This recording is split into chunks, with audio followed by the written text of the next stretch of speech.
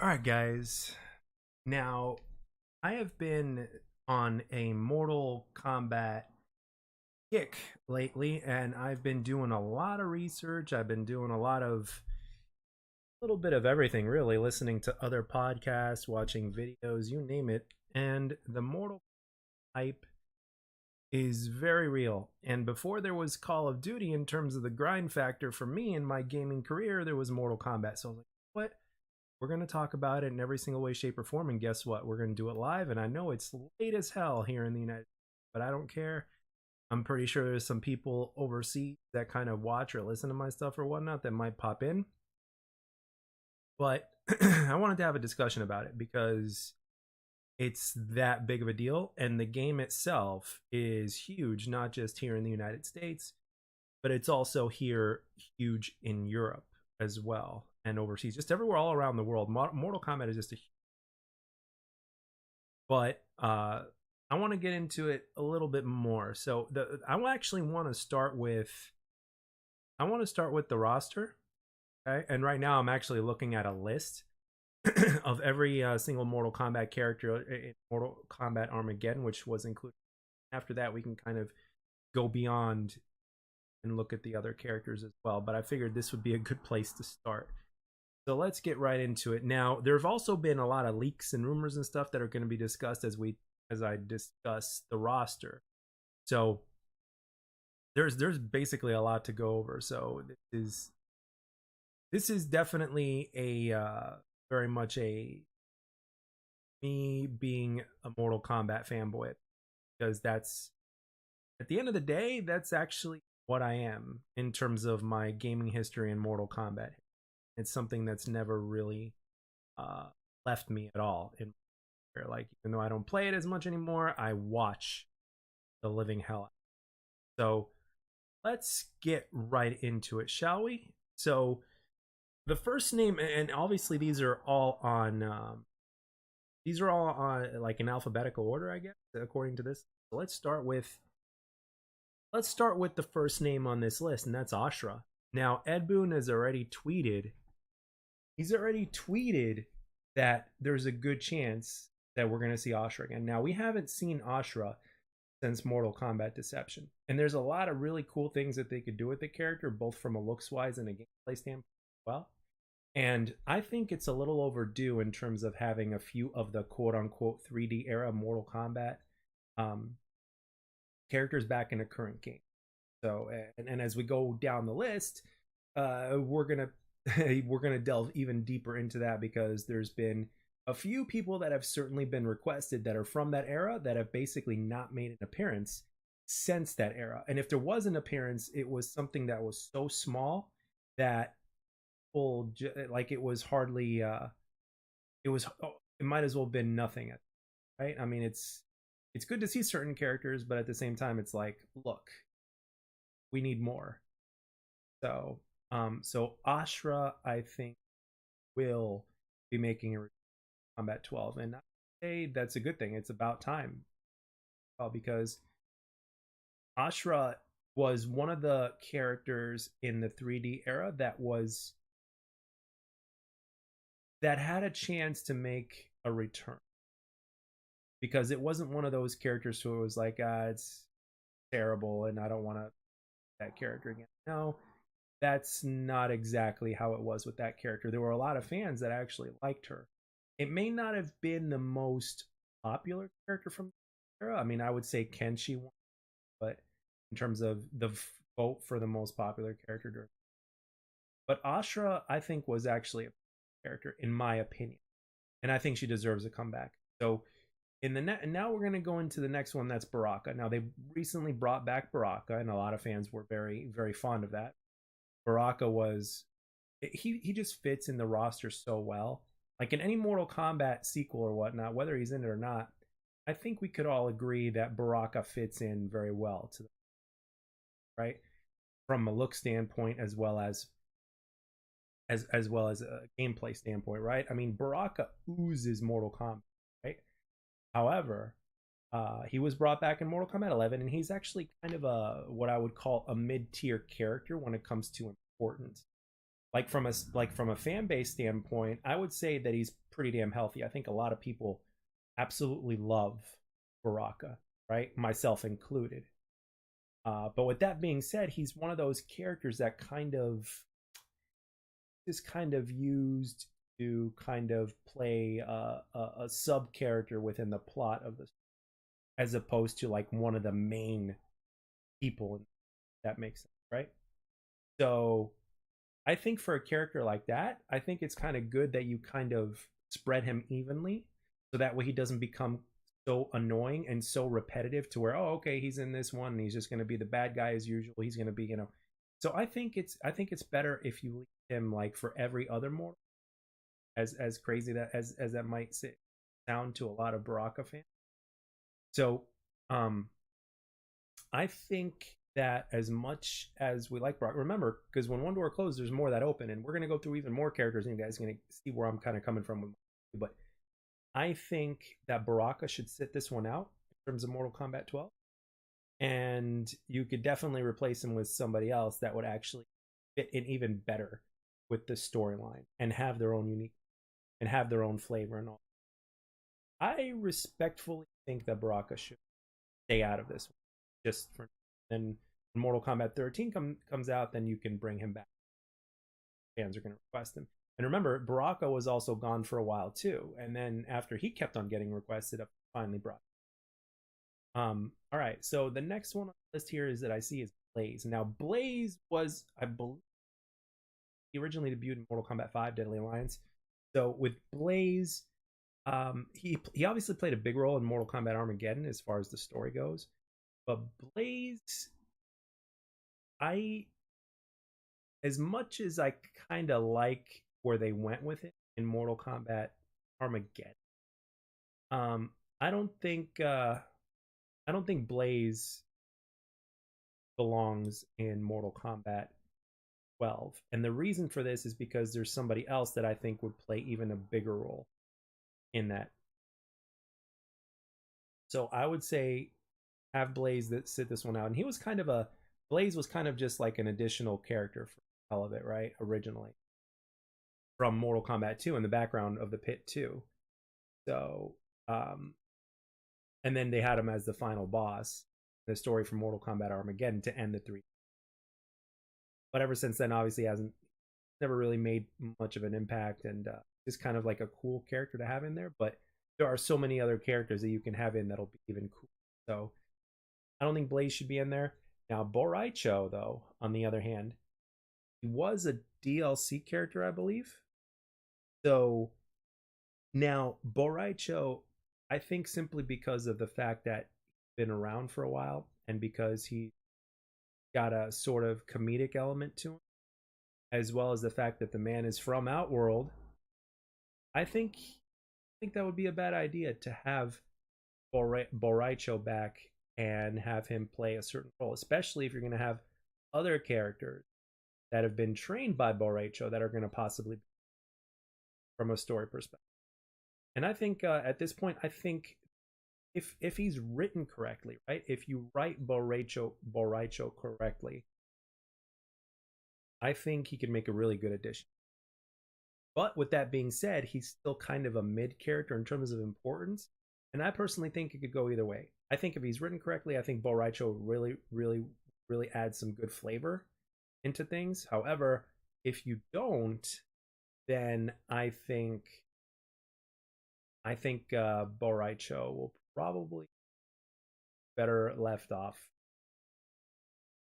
Next up, we've got Chameleon. Now, Chameleon originally was in Mortal Kombat Trilogy. He could basically just randomly shapeshift into any character that was on the roster, which was pretty insane if taken. And then he was brought back in Armageddon, and we saw that. So, I think there are a healthy amount of fans that actually want to see Chameleon make a return. So, or she. So, I'm not against that. I'm certainly not against any characters coming back that have that level of potential to where they can really take their story to a whole other level and have them make that much of an impact. And at the same time, it's a sort of mix of an old and new character, right? It's like we haven't seen them so long that they might as well be considered new, but at the same time they have been in previous Mortal Kombat games, so therefore they're not exactly new, but this gives them a chance to kind of get a little bit fleshed out, if that makes sense. So, in my opinion, I would say that that would be a good move. And again, it's one of those names that's actually like with NetherRealm. What they do is if they see a name that's being repeated time and time again, if there's a name being repeated that people are asking for, they're gonna bring them in, even as part of the main game and the storyline, or what they would do is bring them in as DLC at the very least. They're that requested. So I don't think people will be upset if all of a sudden they chameleon or oh why'd you bring them back. No, I think people would be pleasantly, and from a gameplay standpoint you can obviously chameleon if but at the same time you can't make him be every single character in the game because that would just be fucking busted, like beyond busted. But at the same time it would only be beyond busted if there was a player that just play every character very very well. So there's that. I don't have a problem with Chameleon overall. So next up is Cyrax. Now in Mortal Kombat 3, Cyrax was introduced, and Cyrax was like I have a very hard time um, determining which of robot the cyber robot characters are my favorite. But as a kid, Cyrax was my favorite because number one, he has the Cyrax is a cool name. Number two, I really liked his moves. It's like I really enjoyed Cyrax as a kid. Like there's just no other way to really say it. So from a personal standpoint, yes, I would love to see Cyrax. Um, Whether or not he will, we'll see. Now, as far as the story mode goes, you can have every single character from every single Mortal Kombat make an appearance. But the question is, to what context, right? Will they just be there for the sake of being there, which may or may not work for the game? Or are they going to be there? Are they going to do something in the story that will have a significant impact on that story? Because Mortal Kombat fans are extremely like passionate about the story. The story of Mortal Kombat is just it means just as much to Mortal Kombat fans as the gameplay, right? As well as the modes and everything like that. There's a reason why this game has been around for as long as it's been around, and why it continues to be as successful as it is. So, so yeah, Cyrax, I would say could make an appearance, but in terms of like his name being thrown around by a lot of people, I'm not hearing much of it. But at the same time, he's kind of like a mid-level character. If you wanted to build upon that, you would have to make him. You would have to literally make it like you would have to center the story around. And I don't see that happening with Cyrax. As much as I love the character, especially from his original Mortal Kombat 3. So anyway, moving on, Dagon. I don't think Dagon will make an appearance in this game. In Mortal Kombat Armageddon and played Conquest as one of the kids of the Elder Gods. I don't think so. We haven't seen any appearance from any Elder God other than Shinnok anyway. We know that I believe there's 4 of them, at least that we know of, right? They could always expand upon that. And we know through Ed Boon's words himself that Kronika was actually higher than an Elder. So, which again says quite a lot. So it's like, okay, what else is out there other than Kronika, right? Are there others like Kronika that control different aspects of, I mean, you can have one person that controls time, and then you can have another one that controls fate or something. I mean, so that's an interesting fact. So again, Dagon, not really. I mean, it was cool that we got to play as one of the two in the Conquest mode. However, with that being said, no, Dagon, he's not even mentioned by the fans. He hasn't really been mentioned that much in the story since Armageddon. So Dagon, I seriously doubt will make. Dairu, same thing. We haven't seen him since Inception.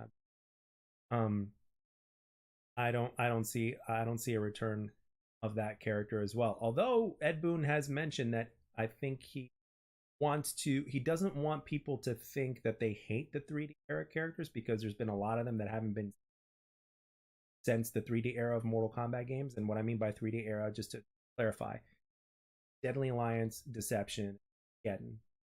So I don't think I don't think that's the case to where they hate those characters. But the thing is also, some of those characters just didn't really have uh, much of an interesting story arc, which again is one of the things that makes Mortal Kombat characters so great and popular in the first place. And there wasn't too much uniqueness, so to speak. I mean, sure, they could buff that, but at the same time, if a character isn't good enough from the get-go, it's hard to build off of that character in the first place, because a lot of the fans just didn't really resonate with that character in the first place. Kind of just better starting scratch. And the same thing goes with the next one, Darius. Darius, again, what's the most memorable thing about the character of Darius? He had some really cool gauntlets, and could have had a really, really unique look to him. But again, it was just one of those characters that was kind of put into the. It's like, okay, we'll see if people like this character or not. And for the most part, they're one of the more forgettable characters as far as every single character that we've seen, right? So Darius, I seriously don't think so. Now on this next one here, we've got Draman. Now Draman is it could kind of go either way. So what I mean by this is Draman, he reeks Mortal Kombat, right? Like what I mean by this is, like, you look at the character of Draman, it's like, yeah, this guy definitely belongs in a Mortal Kombat game, and he's definitely a bad guy, right? So especially with the way they made him look in starting in Deadly Alliance. I really like what they did with that. Like, it was just so different, but it fit in very well. It's like, yeah, this is definitely something that they could build off of if they want to. But regardless of which, it's still Draman is kind of a mid-level character for the majority of the people. So it really just depends. But the thing is, there are a few times where a few fans have actually mentioned on, like, hey, what about Draman? Right? Because one of the things that I'll say this again, one of the things that NetherRealm looks at is like, okay, what names are being tossed around at us? What requests are being tossed around? Right? And we're not just talking about DLC characters, right? We're talking about like legit Mortal Kombat lore characters. That's like the first order of business for NetherRealm, right? Is to appease the lore first, and then after that we could talk about who we can implement from DLC. Because the number one thing is the lore, right? So when you're looking at Draman, he's one of those guys ultimately that he could go either back or forth. And I think on whether or not you include him in depends on the kind of story that you want to tell, right? So with Deadly Alliance, there was a very like it was Morlock and Draman were like peanut butter and jelly in Deadly Alliance. So you had every single reason to basically talk about Draman, right? And to have Draman character like that in there, and it just fit in perfectly in the lair and in terms of the look and everything like that. But however, with that being said, it's at the end of the day, it's a coin toss whether or not Draman will be. However, I do think that if they do go a little bit darker than usual, that I think at the very least in the story mode that he deserves some sort of cameo, or maybe a few minutes of fame or whatnot, because I think it would be very fan servicey. And again, he does play a role. So if one of our heroes in the story gets put in a fucked up situation in a really messed up, like in really messed up surroundings, and then all of a sudden, guess who appears? Wham bam, Draman. So yeah, it could work, but at the same time, not, maybe not. Who knows? So the next one, we got Ermac. Now, I've heard some people say that Ermac could even be the main antagonist if NetherRealm wanted to go with that route, and I have to agree. Ermac, I mean, it's there's a reason why he says we are Ermac. Ermac has such a cool, unique look to him. He's very powerful. He is one of the original ninja. Well, not original if you count Mortal Kombat 1, but in the original trilogy, which was when he made his first appearance, Ermac, from every single standpoint, And in terms of how he's evolved over the iterations, could certainly be the main antagonist. Certainly, he's that impactful enough. I would love, personally speaking, I would love to see Ermac come back. Obviously, they're going to have his signature colors and his unique look and red and green and everything like that. Yeah, Ermac was awesome, and it's very very interesting because Ermac could. The thing about this character also is they could even make him a good guy, but I think he would be better off as a bad overall. Just because of the look and because of also what he's capable of, right? Because when you have somebody that looks a certain way and then they're extremely powerful and there's a story element to them because of their power and what they're capable of doing, and they could NetherRealm can literally take the lore and expand upon it, right? Then it's like, okay, this guy could be a main antagonist if they wanted it. So, so yeah, Ermac, I think so. I think there's a chance that I certainly wouldn't be a.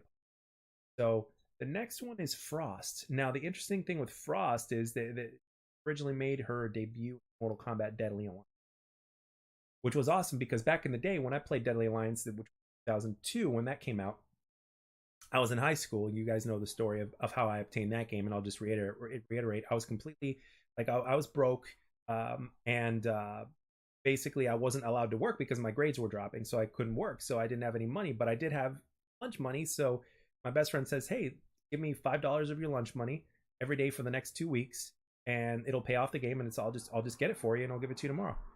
And I'm like, "Cool, awesome." And I had a Nintendo GameCube, and that's what I played it on. So the fact that there was a quote unquote female Sub-Zero to me was very enticing, with like all sorts of different moves, a different look, and all that kind of stuff. And Sub-Zero would have his apprentice and stuff like that. Like back then, for me, that storyline was awesome. And I kind of like the fact that she kind of strayed away from Sub-Zero, right? She was gonna be she was gonna be good, and but she ended up being bad, and then she ended up turning into a cybernetic ninja, right? So now, if you're going to bring back Frost, in my opinion, it's like if you're gonna go the cybernetic ninja route, it's like you might as well just not bring her back at all.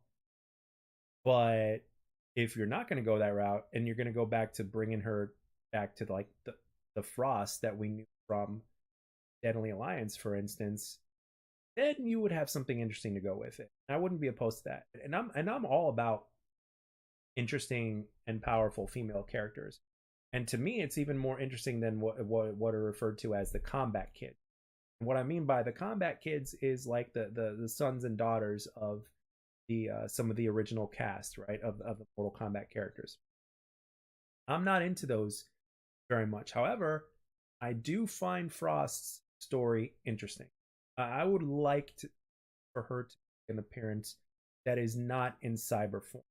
Like that's my personal wish list for Frost. Like my personal request for Frost would be for her to come back in her original iteration, like her human.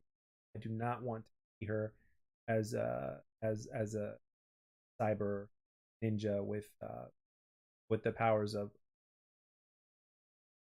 That's just my opinion. I mean, I'm not against cyber ninjas either, because I do like Cyrax, Sector, Smoke, everything like that. But at the same time, I don't think it's necessary in this particular.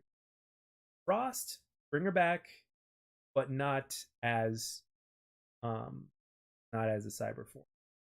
But at the same time, she doesn't get brought back. It's like no big deal. We still got Sub-Zero, and there's no way that they're not giving us. I think we're fine as far as that's. So moving on to the next one on the list, Fujin. We used to call him Fujin, but it's Fujin. That's how you do it. So Fujin, the god of wind. So yes, overall, I would like to see him. I think overall we haven't seen him enough, and I think at this point he would play a great role, especially if they go with Fire Liu Kang, Fire God Liu Kang. Because Ed Boon has already iterated that they're going to come back. The story will continue from Mortal Kombat 11. So what I'm seeing is that Fujin could be that other god, and that could kind of be like a guide or an ally of Liu Kang's, right? So, um, which is very interesting. And again, you've got different moves and all that kind of stuff. And thing is, if Liu Kang goes, like, if something messes up with Liu Kang in terms of like the lore and the story, like if something messed up happens in terms of the decisions that he makes as a fire god and all, like, okay, well, you've got Fujin, who's been around. And when Raiden originally became an elder god, before he relinquished his position as elder god so he can participate in defending the realm, Fujin took Raiden's place. And now Liu Kang is, according to the ending of Mortal Kombat 11, Liu Kang has taken Raiden's, right? So, but there's always Fujin, and we don't always get him. So now the question is, what form are we going to get him in? Are we gonna change things up again, or are we gonna have the crossbow in, or are we gonna, how are we gonna iterate? So, but whichever way it is, for me personally, I think it's appealing because I've always liked his character. I like the fact that there wasn't just Raiden, right? I like the fact that we had another god that's of god status that is in. So I'm not opposed to the idea at all. And he's one of the favorites for me. Like for me, like when Mortal Kombat came out, he was one of my favorite new characters. I'm always about the OG characters, but with that being said, um, my big thing also is, like, if there are good characters that are brand new, I'm all about it, and I want to see where they go with those characters. I want to see what other story arcs are going to open up and what kind of an impact those characters are. And I think Fujin's got some has certainly got some. Okay, Goro. Wow. Now it is said that Mortal Kombat 12 is going possibly doing some timeline skips to where we're going to be seeing all sorts of different characters from different eras of the Mortal Kombat universe. And I know at the very least, Goro will make it. There's just no way. He's too much of an iconic character. Been, like, was one of the sub bosses in MK1. I mean, Goro is just too much of an important character. I think if he's not, I don't think he's going to be playable in Mortal Kombat 12. However, I do think that he's going to in the story. And I think it's going to be possibly a little bit more than it can. But if it's not, then, we, again, can't go wrong with seeing Goro. So he was in Mortal Kombat X. So it's like, okay. So it's possible that he may come back in a very unique way, but I don't necessarily think that it's going to be from gameplay. I think it's going to be more significant to the story, which will be good because in the Mortal Kombat games, we just haven't really gotten enough of that. So if we see Goro as a character that actually plays a significant role in the story, I think that is going to actually enrich as opposed to just throw him in for gameplay. Kind of did that with Mortal Kombat X. It's like, okay, let's boost his story up a little. All right, so let's move on to the next one. Who we have? Havoc. Havoc is, I want to say he's going to be in the game. Like, if Havoc is not in Mortal Kombat 11, it's basically a slap to the face of every Mortal Kombat fan because for years now, Havoc has been requested. He fits in very well to the Mortal Kombat story. We haven't seen him since Deception, and he's been requested. And especially since there are plenty of rumors and data mines and all that kind of stuff and leaks in sense to where we're going to have a conquest mode that's going to be taking place with different realms possibly, right? It's like, dude, this guy is from Chaos Realm.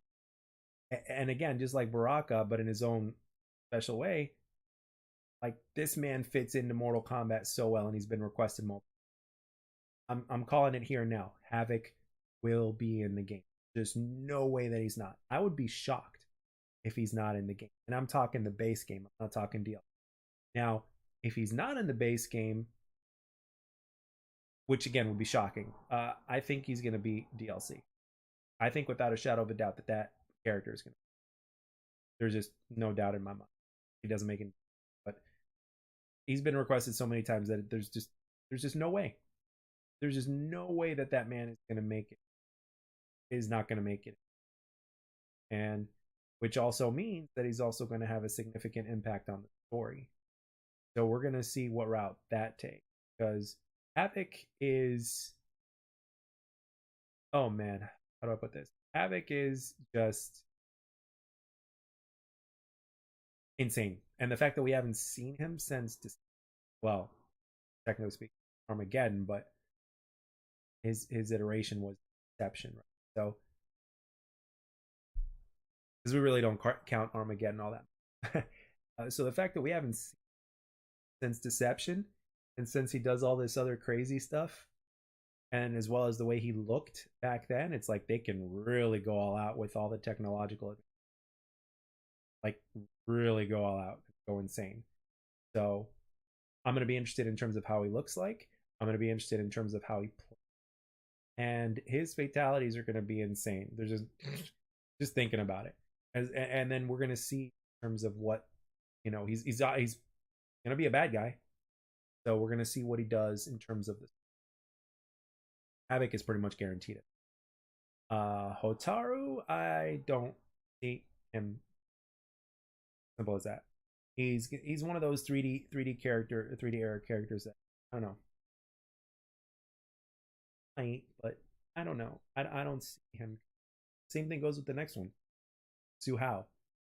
Like just a throwaway character that kind of had a unique look because he had like that mechanical heart thing going on or whatnot. But I don't know. I really don't know. No, I doubt it. So let's move on to the next character, shall we? Jade. Uh, Jade was obviously a revenant and does play a significant role in the whole Mortal Kombat universe, and obviously MK2, and became playable in MK3. And in MK3, she was actually one of the characters that a lot of people like quite a bit. Really, she was awesome. Jade was awesome. I like Jade quite a bit. And she's obviously had many different iterations of how she looked in the Revenant thing. So I would say at the very least, there's a 50-50. Is a playable character, part of the main. But I would say there's a higher chance part of this, because Jade is, it's Jade. She's one of those characters. So yes, I would say overall she's in that my prediction on it. So Jarek, one of the most forgettable characters in, so was not in Mortal Kombat. So they replaced him with somebody else, and it was Jarek, right? So I mean, Kano, even though he's an OG and he's one of the original Mortal Kombat characters, he's still kind of like mid tier in of the fan as far as the fan, right? So, which is I think another reason why he wasn't used very often. I remember Ed Boon mentioning that he didn't make the Mortal Kombat 2 roster because he and Sonya, for instance, were like the least used characters. So, you know, and even though they've made a lot of improvements as far as game, those characters that are in there, just to kind of, he's kind of like a role player, not like one of the main. But at the same time, I don't want to call him a pawn either, because I feel like that would be. But Jarek, on the other hand, was kind of like a pawn in. So, no, I don't think we'll see Jarek come, and we haven't seen him before, unless you count Armageddon, because Armageddon was a 3D era more. But um, but yeah, Jarek, no. Jax, a character that I have grown like more and more ever since his original conception. You know, in Mortal Kombat 2, didn't really play as him very much, although I liked his moves. Fatalities were great. But in MK3, I liked him even more. So Jax has certainly been around, and I really like what they did with him. And Jackie is actually his daughter that we first see in Mortal Kombat X.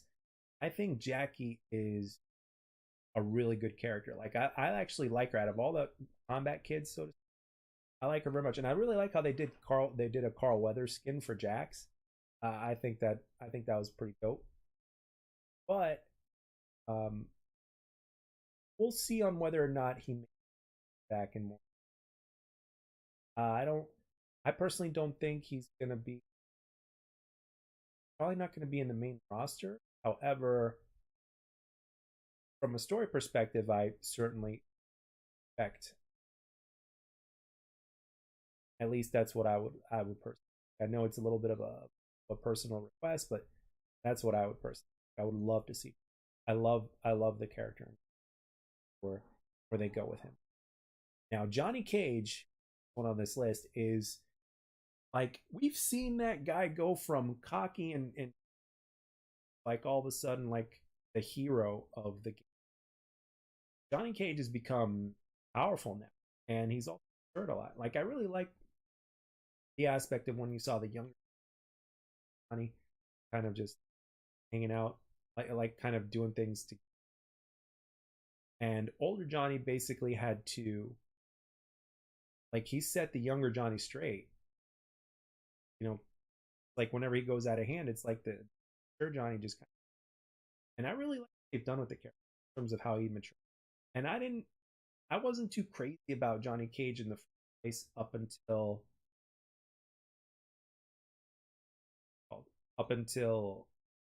like Lyndon Ashby's operation in the I really liked quite a bit.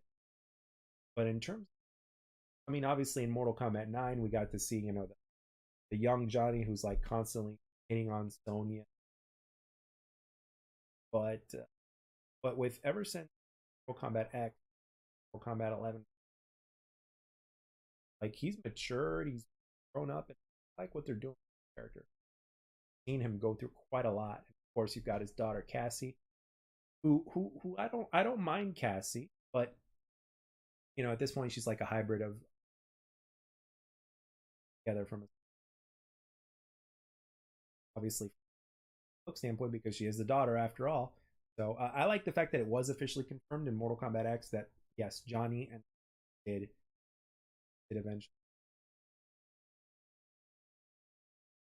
That's certainly a good thing because it's good to see that because fans were wondering like blah blah blah, and yes, they did. So in Mortal Kombat X, it was pretty much confirmed like once and for all that yes, Johnny and Sonya did get together, and yes, they have a family. So, so yeah, I would say John. It's a pretty safe bet that John. And then next up, we've got Cabal. Now, in my humble opinion, as much as I love Cabal, he like Mortal Kombat 3 Cabal is like prime Cabal. It was like the ultimate Cabal, so to speak, in Mortal Kombat 3.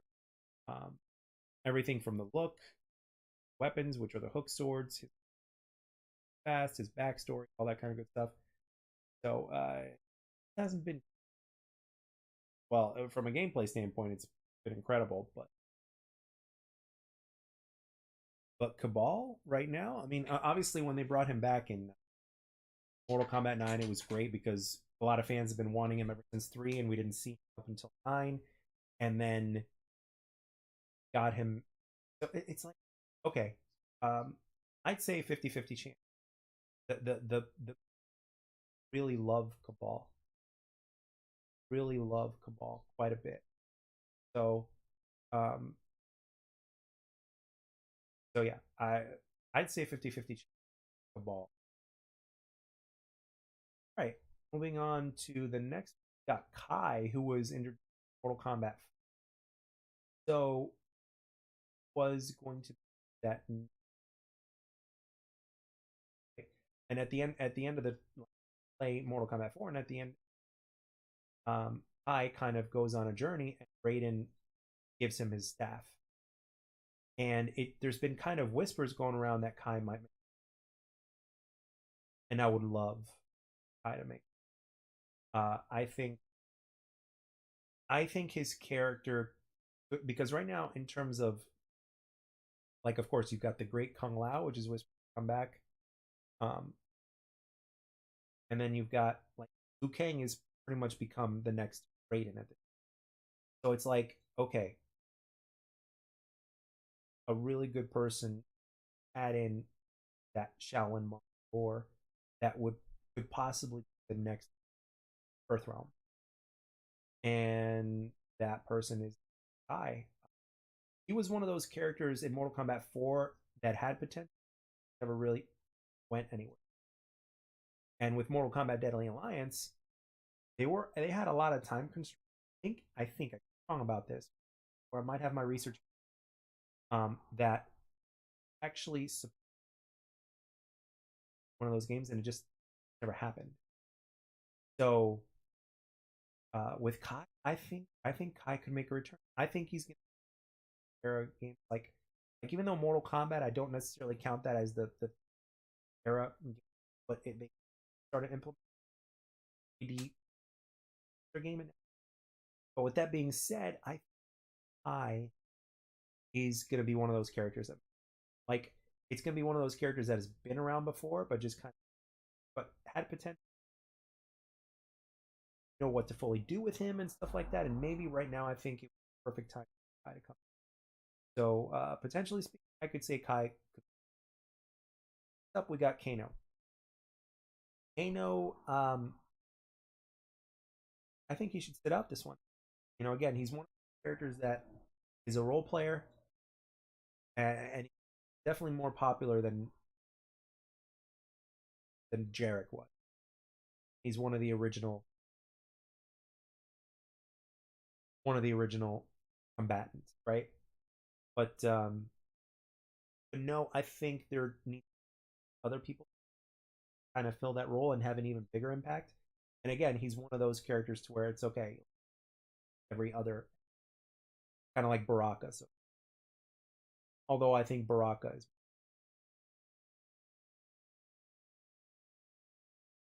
that's my take on that. I think Kano should respectfully sit this one. So, moving on to next one, we've got Kenshi. I truly love Kenshi. I think I think Kenshi is he's obviously the most popular character as far as a 3D combat game is concerned. So I think that should remain.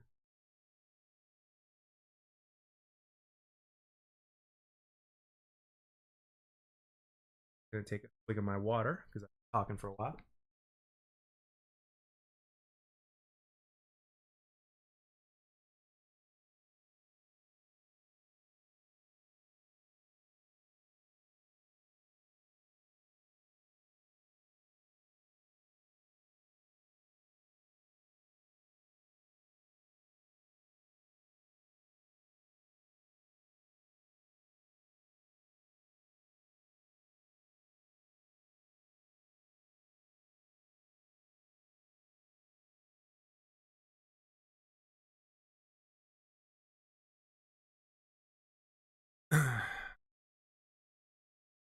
Older bottle behind me or something. Oh, there it is. So yes, I am all about Kenshi making. Got a really good story arc. He's got a really good look, and I think he belongs.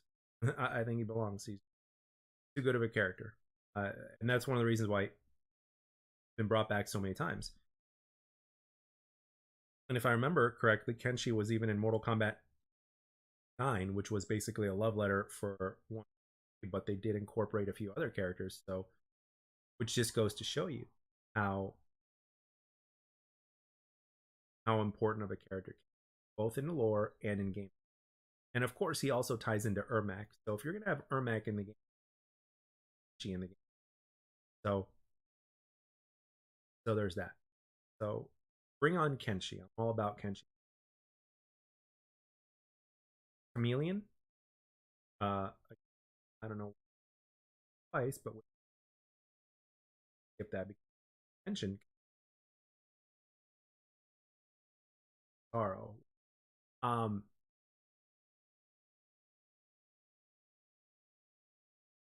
I like the character, but there's a very specific reason why I don't think Taro is,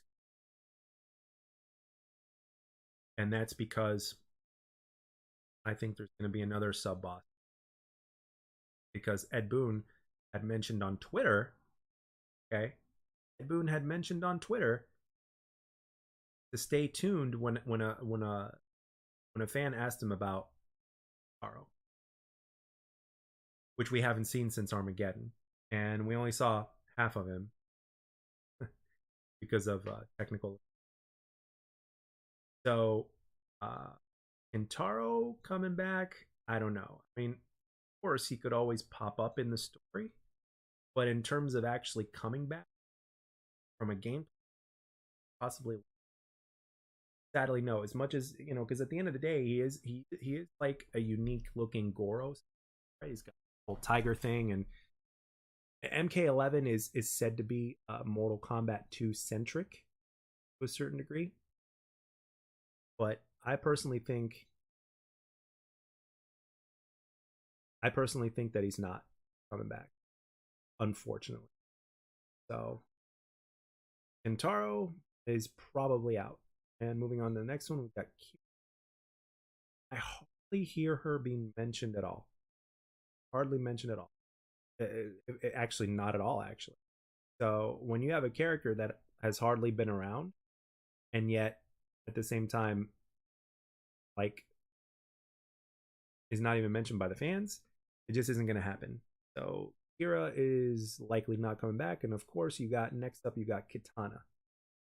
Kitana, yeah, Kitana's coming back. There's too much of an important role in the story at this point, and a lot of fans have also mentioned that they would love to see relationship and kind of blossoms.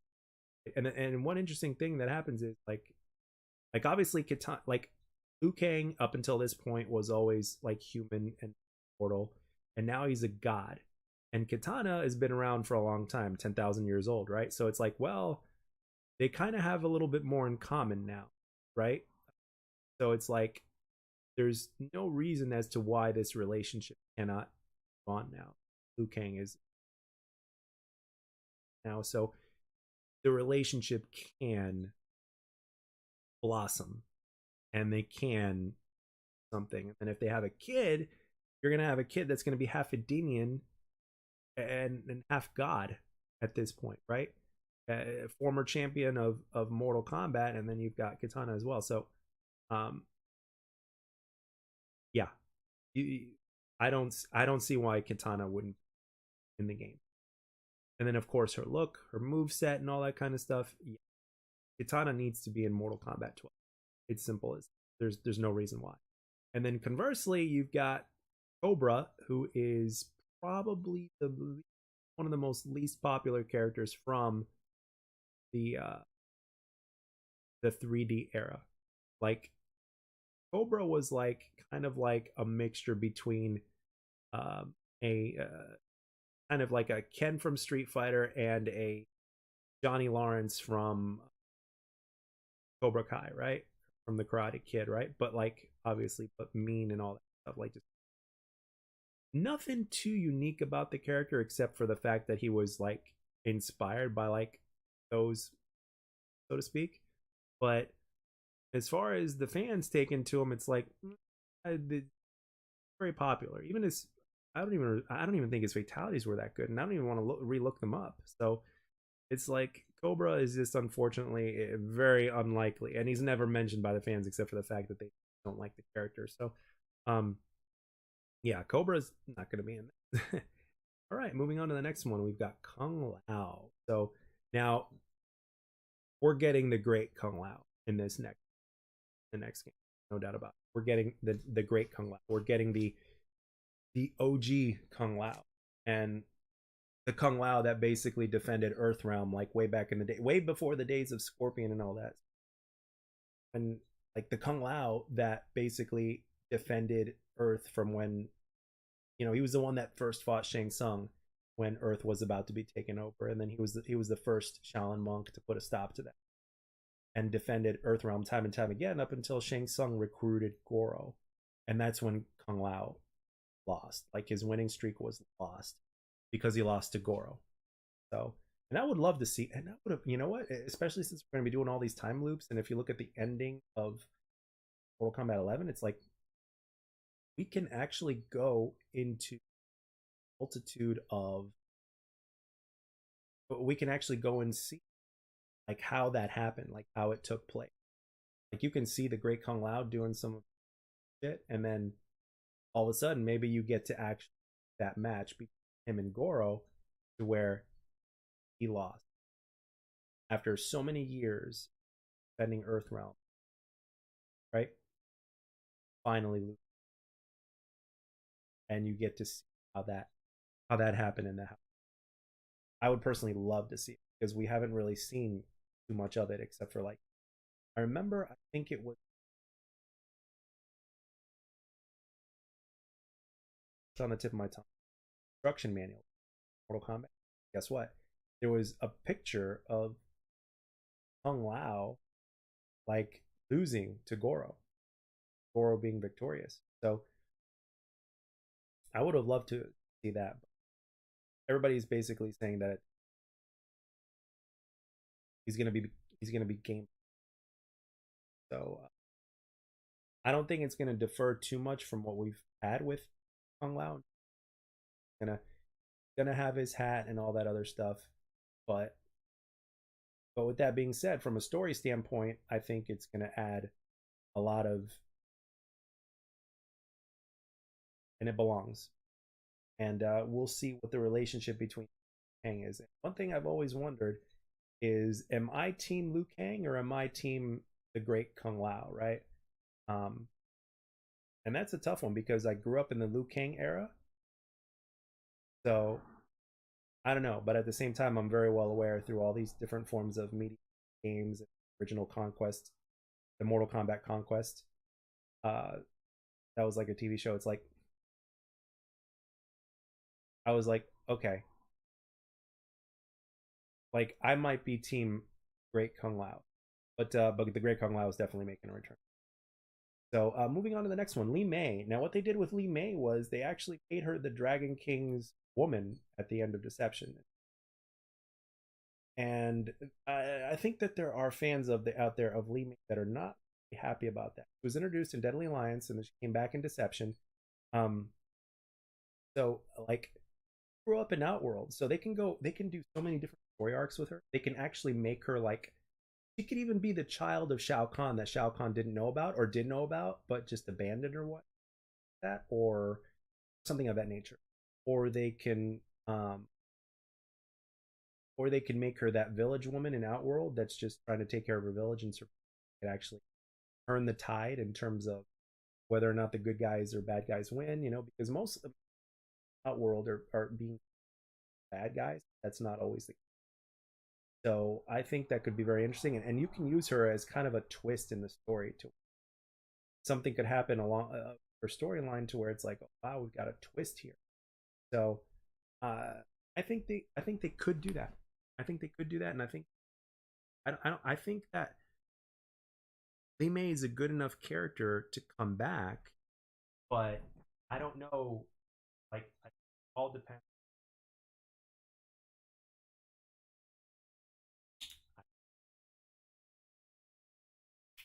I don't know.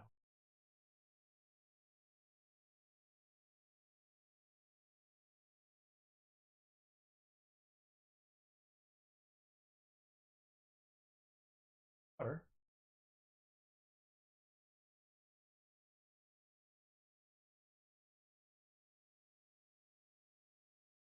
Right. Really big list.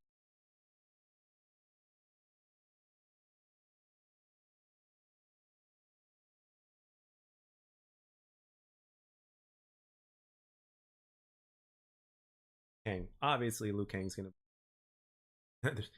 He's a fire god. So, so yeah. There's really nothing else to say. Liu Kang is gonna be simple as that. All right, moving on. Movado. He hasn't. He's basically hasn't been in the game. Mortal Kombat Deadly, and never mentioned all that much. So Red Dragon really hasn't been. It's all been Black Dragon, but the Red Dragon just as something as important.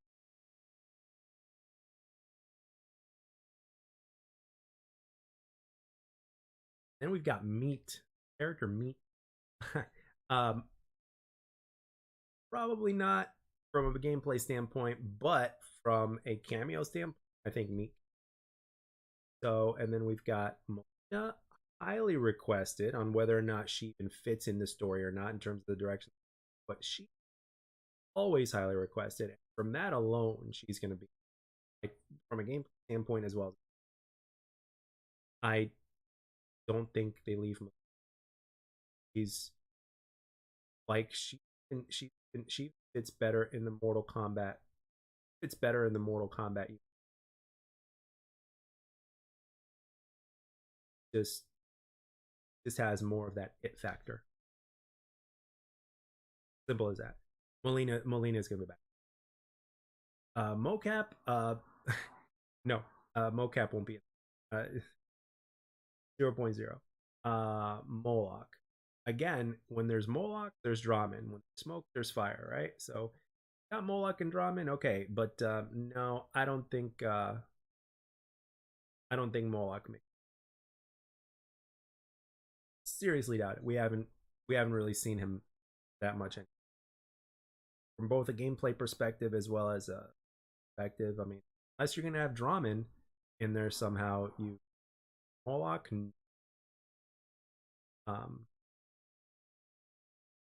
but yeah, Moloch no. Motaro. Again, yes, Motaro I believe will be in the because Ed Boon has originally Ed Boon has already mentioned that he basically somebody asked him like on Twitter recently said um any chances of Motaro coming back or something like that and his answer was stay tuned. And I think because technology is not as limited as it once was, we're going to get like a full on Motaro. We're getting a full on. So simple as that. So yes, Motaro will be coming.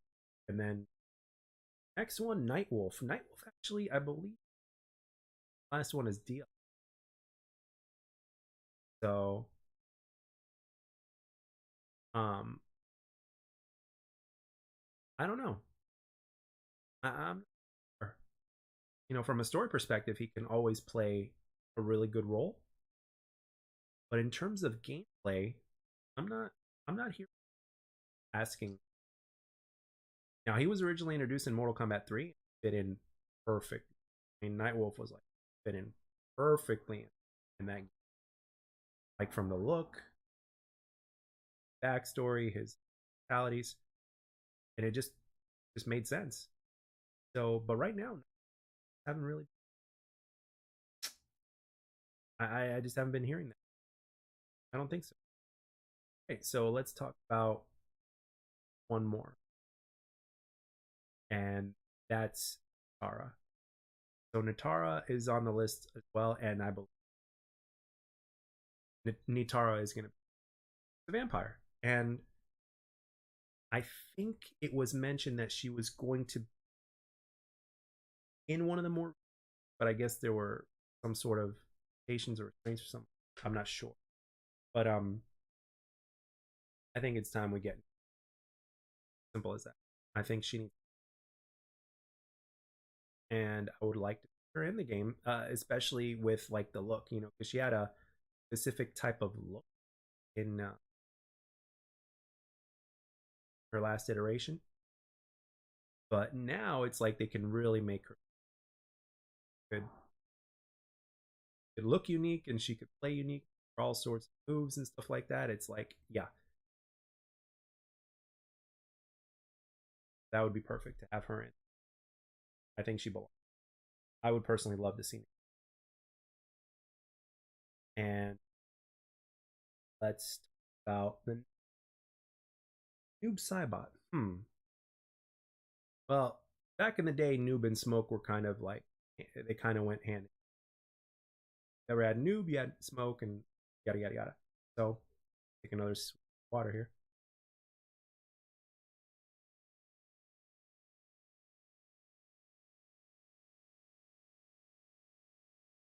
Um,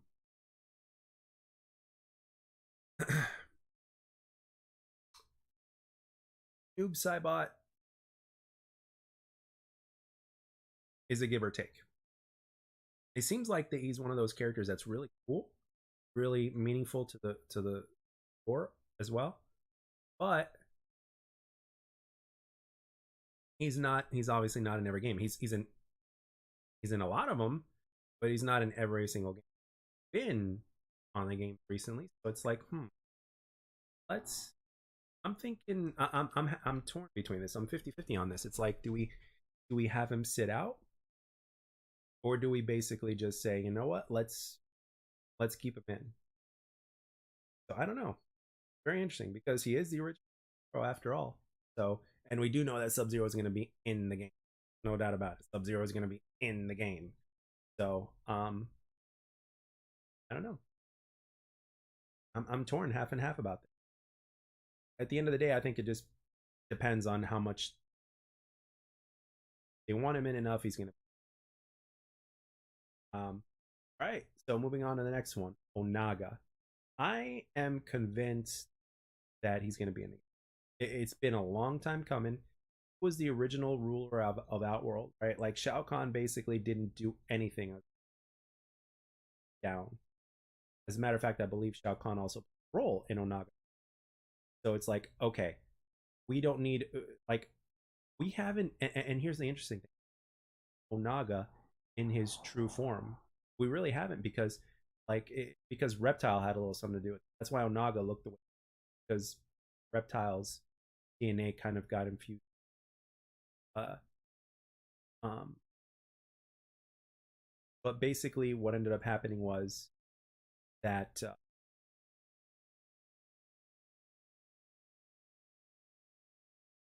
that we really get a full on um, taste, so right, and we only had him once, exception, right?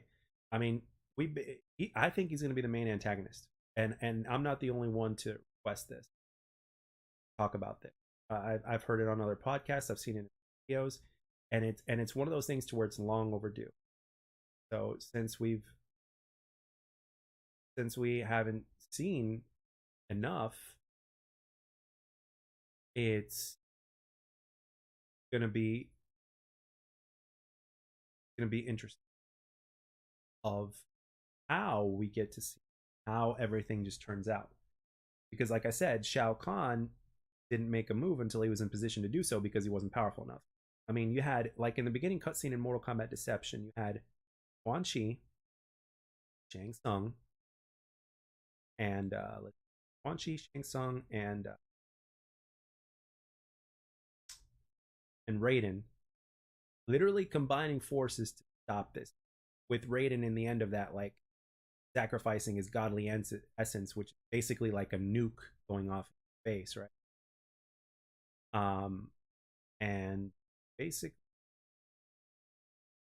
Onaga, like it barely had an effect. So yeah, uh, I'm calling it now. Onaga is going to be the main antagonist. There's just It's too much of a request from a multitude of fans. We haven't seen him since Deception. Well, again, unless you count Armageddon, but again, nobody counts Armageddon all that. So we haven't seen too much of that. We haven't seen enough of Onaga, and we haven't seen his true form either. So it's like we get to see that now, especially if we do different time jumps. It's like we get past, we get to see it present, future, and it would be a really unique way in terms of them figuring out how to bring him back, in my opinion. So Onaga, yes. The next one on the list is Quan Chi. Uh, Scorpion in, I believe it was Combat X, basically killed Quan, but there's been some talk that he's actually. So with that being said, I would say that there's a good chance that return, and how he makes a return and what kind of impact he makes and when he makes that impact is very unique, because he's that one dude that can kind of appear out of nowhere, have like a tremendous impact in the entire story of the game. Like, and the funny thing is, like, obviously it was introduced in Mortal Kombat 4, but then in Deadly Alliance, he was like one of the two-man antagonists, right? You had two guys basically up in order to take over, and then basically each other, and then blah blah blah. So, but Quan Chi is one of those is on that chessboard that is like he's kind of like a knight, to where he could be used very effectively. So I would say that Quan Chi does make, like, wholeheartedly. I truly believe that Quan Chi will, and I'm really skeptical. I'm really anxious to see what kind of like. So I would say that Quan Chi. Next up is Raiden. Now Ed Boon has stated in his own words, and I've seen this interview, that like obviously Scorpion, Sub Zero, Raiden. Raiden was the other one mentioned, that like they're always going to be in a Mortal Kombat. Like with that alone, basically puts it right there to where like yes, Raiden is going to be in the, but from a story perspective, basically human now. So maybe Raiden is, but he's going to be, and kind of just offering his wisdom for that, or you never know, something could happen there. You just never know. They could go anywhere in terms of whether or not, whichever direction they decide to take Raiden. But I am curious. I'm very very curious as to what they do. So after Raiden, we have Rain. Now, Rain is quite a popular character, like a very popular character. And again, he's one of those ninjas, man. He's one of those ninjas. So, um, I would think Rain is coming back. Too damn popular, and I believe he was. So from a gameplay standpoint, from a look standpoint, from a popularity standpoint, I would say that Rain just too good, too good. He's one of those characters that you can't help but put him in a Mortal Kombat game. I'm not saying he's like of Scorpion or Sub Zero status, but he's up there. The fans love Rain. They love Rain, and you can't go wrong with it. I would say that yes, Rain. Next one is very interesting. Got Raiko. You know, we all called him Rico back during Mortal Kombat 4. We called him Rico, but it's actually Raiko. But his Mortal Kombat 4 ending obviously had me like going wow, because when I finally beat the game with him, I was like, what? Like he's just walking in a portal, and then all of a sudden he sits in this chair, this throne looking chair. All of a sudden Shao Kahn's mask comes up on top. So I was thinking, I'm like, oh my gosh, has it been Shao Kahn this entire time? Has Raiko been Shao Kahn this entire time? But my answer to that is no. Even though I'm curious about it, my answer to that is no. And I'll tell you why. The reason why I say no is because Well, Raiko is not where as big as Shao. Shao Kahn is just like you look at Shao Kahn and you see how big Shao Kahn is. So it's not him. I think it was just Raiko just then he just Shao Kahn. But that ending though did have me thinking. It really did have me thinking. Because when you look at Shao Kahn, especially from Mortal Kombat and beyond, look at the size of that guy. Now, granted, he was still bigger and like in MK3 and beyond, like big motherfucker, right? Raiko just basically was looked like a more on the average size character. Shao Kahn, on the other, not an average size character, he's a large being. So, um, so I would say in terms of again, he is one of the that is mentioned. Is a name that is mentioned, but whether or not he actually, I still coin toss. I don't know. I'm not sure. Um, would I personally like to see? Yes, because we haven't seen. So when you get whispers,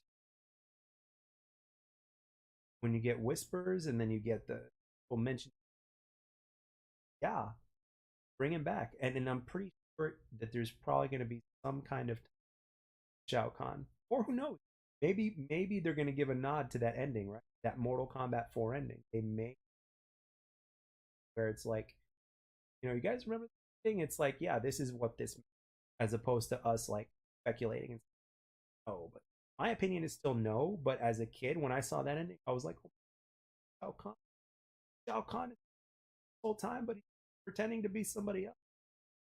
Um. So yeah. I would say it's gonna be one of those characters that is gonna be the one of the ones brought back. All right. On Reptile, Reptile, Reptile. Can't help but love Reptile, right? He's one of the OG ninjas. He's been in it since Mortal Kombat 1, even the character was still in the game. Um, Reptile is kind of like a wild card character. He could obviously be that character that is either going to be a good guy or a bad guy, but for the most part, he's been a bad guy always because he just wants to return to his home world at the time before it was taken over by Shao Kahn. Like he wants to go back to Zatera. Like he wants to preserve his race, and so um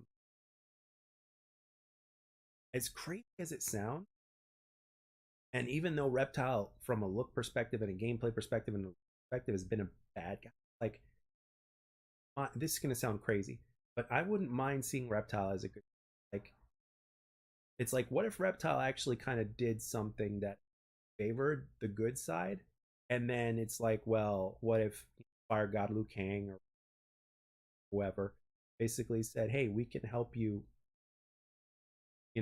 with your race and Terra and stuff like that, and offer you peace stuff, which something that Reptile has pretty much always wanted, right? Everything he's done for the most part has been for like trying to do it for the benefit of it. So, like, remember in the ending of Mortal Kombat 4? I mean, it was like I kind of felt bad for Reptile because Reptile's ending was like wanted to all he wanted to do back to his world at a time before it was destroyed by Shao Kahn or what. So, and he was basically denied. And like, hey, everything I've done for you guys, you guys won this because of me, you know. And then all of a sudden, out of nowhere, Shinnok just appeared out of nowhere and killed Reptile after that. So, like, you're not in a position. I'm like, kind of felt bad for Reptile.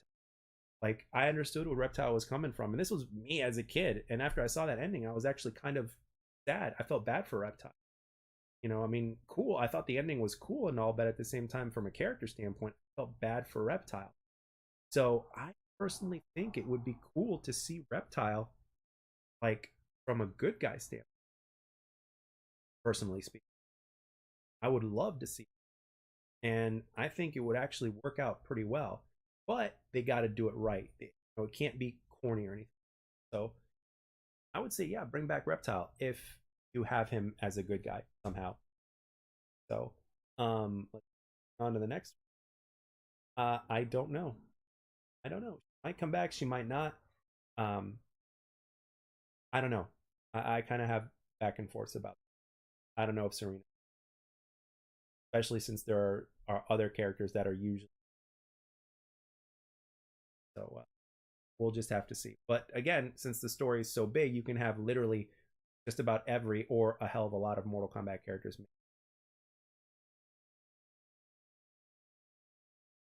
So yeah, moving on to the next one, Scorpion. It's pretty much a guarantee.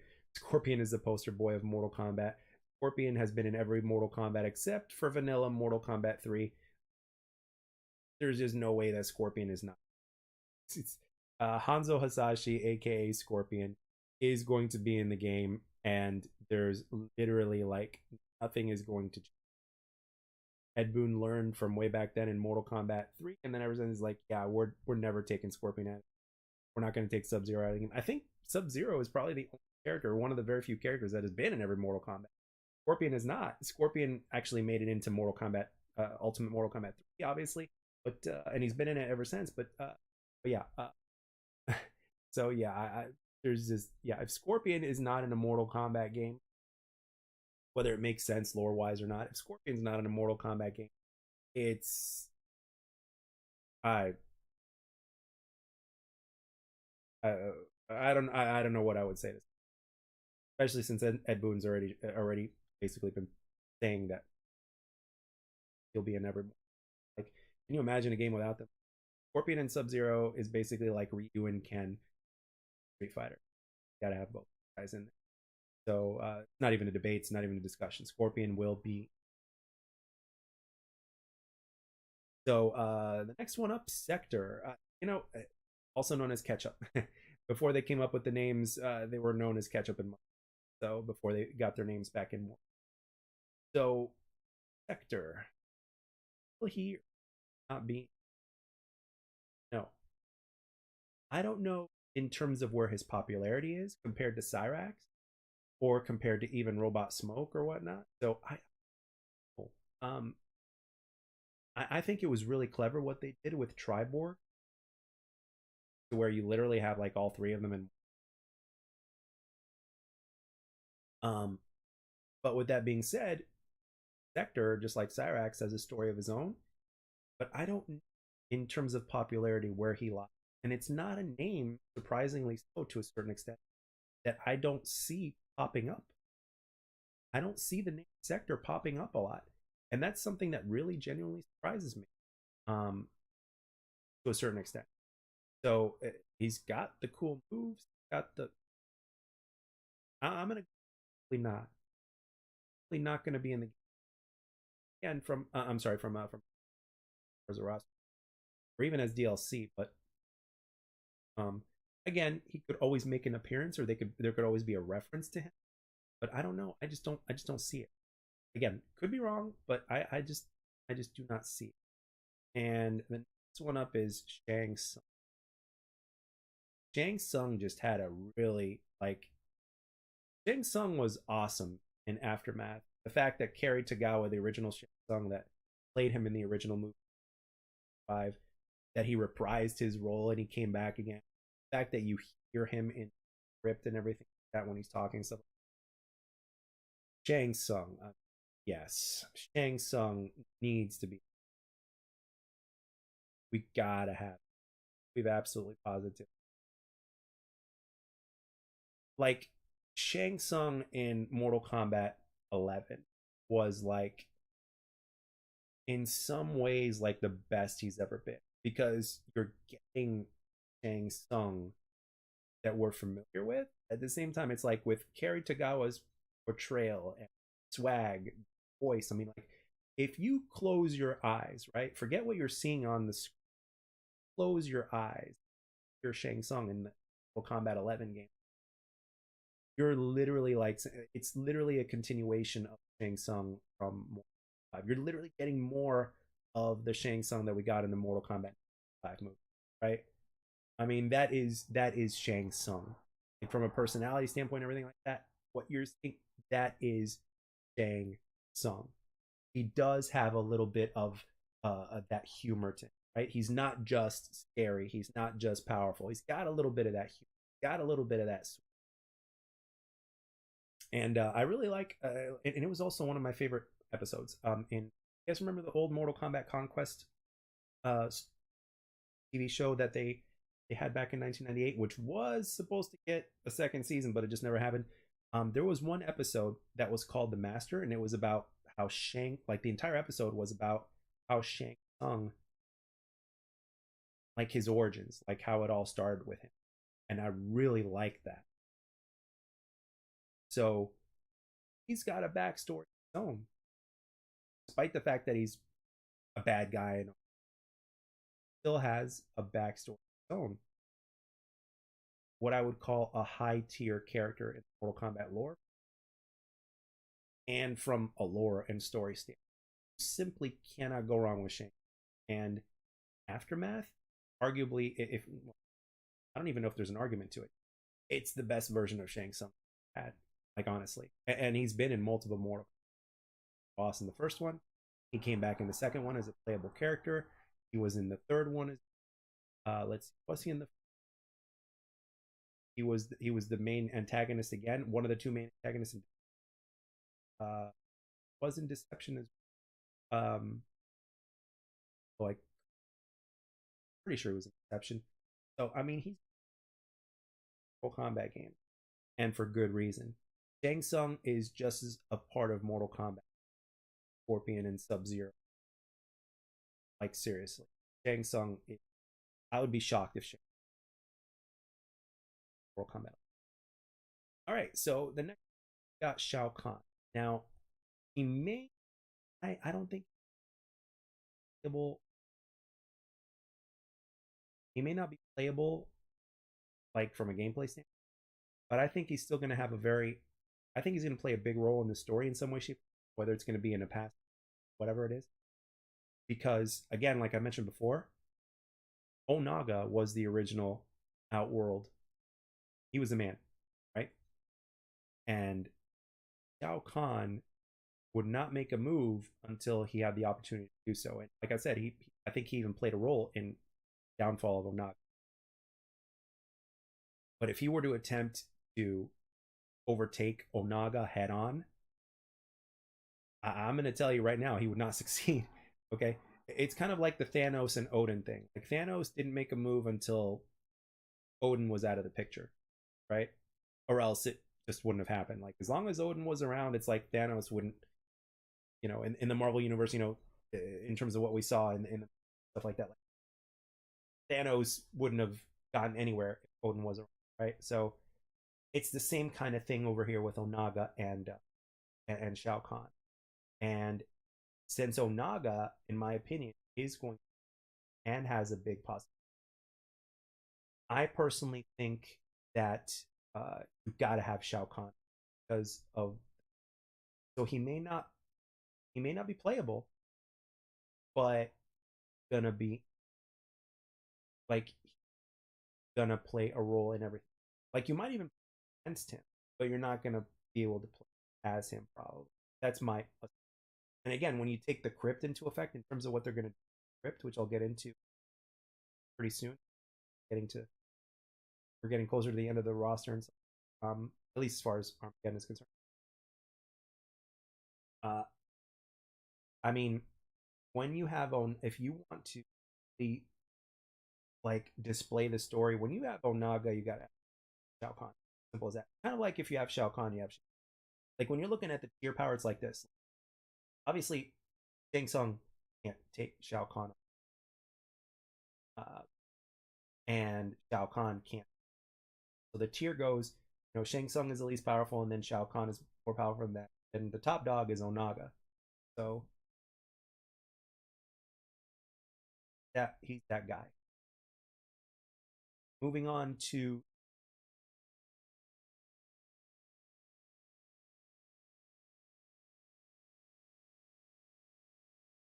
and back in Mortal Kombat 3 when he debuted, really loved it because it's like, okay, we're getting a female Goro, and she's not a boss, and you can play as her and such. So, it was basically kind of like a way of character as a playable character, which Mortal Kombat started doing in MK2, and then started kind of iterating that. So, and NetherRealm is also all about making male characters from inspired by their male counterparts, kind of like Frost, kind of like and recently Chronica. So originally Chronica, who was the main antagonist in the last game, was originally um, called Chronico, something like that, right, and then it last. So which again made things very interesting, and that's another thing that I really like about character. There are female characters that really and can really have a really big impact. I mean, this is one of the reasons why Melina is always she's always requested stuff in the lore. Certainly has the of Mortal Kombat. But anyway, um, I don't think so. But goes in all the different timelines, makes a cameo. I wouldn't be surprised. And I'd be all about it. Yeah, moving on to the next one, Shinnok. I mean, I've seen people mention that Shinnok is actually, and it's very easy for to bring him back. You know, look at how Mortal Kombat 11 started from a story standpoint, and eventually what ended up happening afterwards. It's like, well, when you're playing with time as part as far as the story goes and stuff like that, well, it's still possible that Shinnok alive, and that's going to play a very interesting role because it's like, well, you've had Shinnok as a main antagonist before, you've had Onaga as a main antagonist, you've had Shao Kahn, you've had Sung, and it's like, how is this going to play? Like, how is that going to play out? Like, is Onaga powerful enough to take on? Because Shinnok is a fallen elder god, so it's like, I don't know. That's an interesting thing. Like, my my that would be possibly Onaga's that powerful. It's like it certainly is possible, especially with the amount of power that he holds. Um, yes, but it would be very interesting to see exactly how close they are in power or who is that much more powerful and all that. So yeah, moving on to the next one. Let's see. Okay, Shujinko. Shujinko, the main, as far as the story goes, like he was like the main guy in Mortal Kombat Deception, and you also had him in the Conquest mode. Kind of went everything Conquest, which I believe is definitely going to turn in a grand way that we've never seen before, which is one of the main highlights for me. Characters, but Inko, like I like his story and how he kind of obtained the fighting ability. All these other, I like. I like the fact that like it was kind of like only one to stop the dragon, but um, a lot of fans though were kind of annoyed by Shujinko.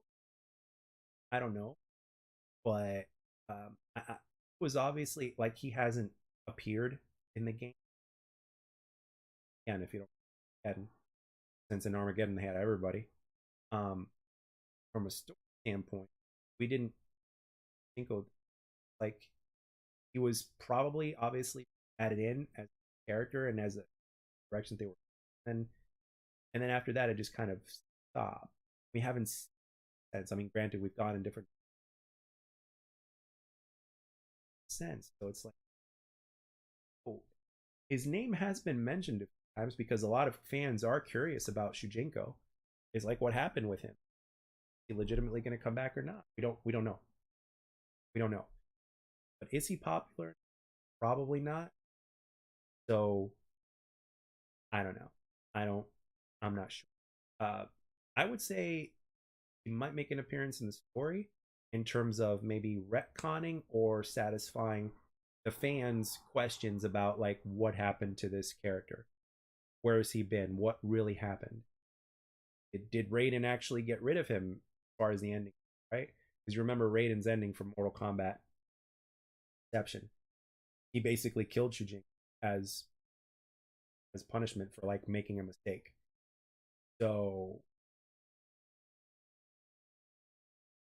So yeah, I would say I don't know,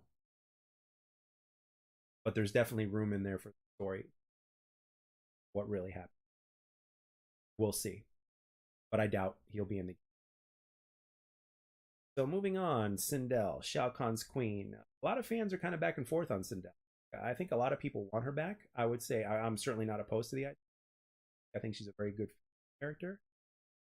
Um, and of course, her move set is incredible. I love the fact that she hair. I like the fact that she scream. I mean, she's Kitana's mother after all. So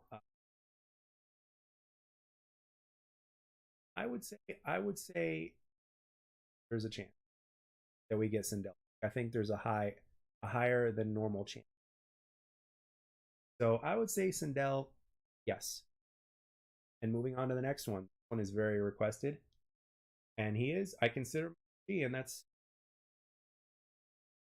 we haven't seen him since Mortal Kombat 9. And then before then we had Cyber Smoke, and then we've had Smoke that basically had um, Scorpion's moves. Obviously, if they bring him back, which I think they will, I seriously doubt they're going to give him Scorpion's moves, especially since they didn't go in that direction with, right? So I think he's going to look really cool. Smoke has always looked. I like that there's a story going on, and I think from a story perspective, I think they need to go into a little bit more detail about his relationship with Sub Zero, because from what I remember, Smoke and Sub Zero were like best friends. So I would love to see how that goes. Kind of like the story between Scorpion and Sub Zero.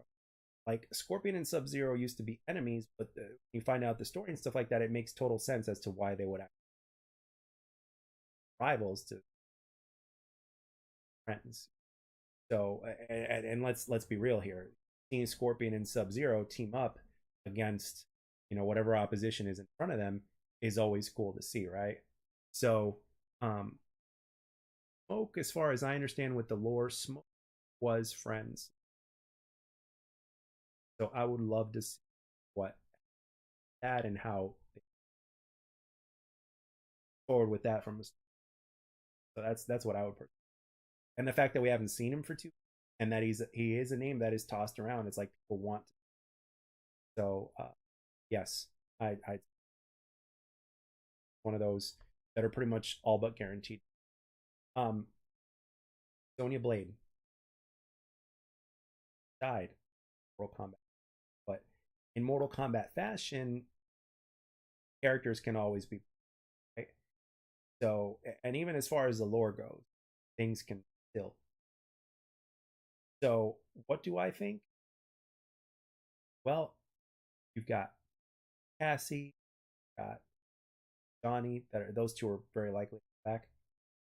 As far as Sonya goes, they may keep her down for this. They may keep her down, and she always one of the more popular characters. However, she is one of the OGs. Whether you want, whether you're a Sonya, she is one of the OGs, and she's kind of over like my experience with the character from. She's kind of had ups and downs in terms of how fun she is, but overall, she's certainly from a gameplay standpoint as time has gone on. But from a story standpoint, I don't gonna bring her back, especially. So and the thing, what the Cage family overall with Cassie and John, of course, Sonya died in the last. Like that's a big part of the story. So it's like if you were to bring Sonya back at least this fast, I don't think I think that everything that's been going on with Johnny since then and all that has impacted the story. You know, sometimes certain characters, I think, from the standpoint and the impact standpoint, gotta gotta you know, where do we draw the line in terms of when do we bring this character back or when bring that character back? So it's like, and obviously if you're gonna have Sonya out, you know, you're gonna replace that kind of, well, what do you replace it with? Already got Cassie, got Johnny. Take another swig of my water because I'm talking so much.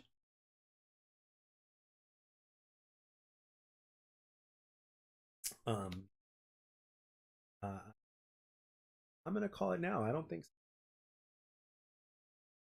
Probably mentioned, if not maybe a few flashbacks here and there, but yeah, um, yeah, that's what I think. I don't think she. Next up, Curtis Stryker. Well, Stryker. Um,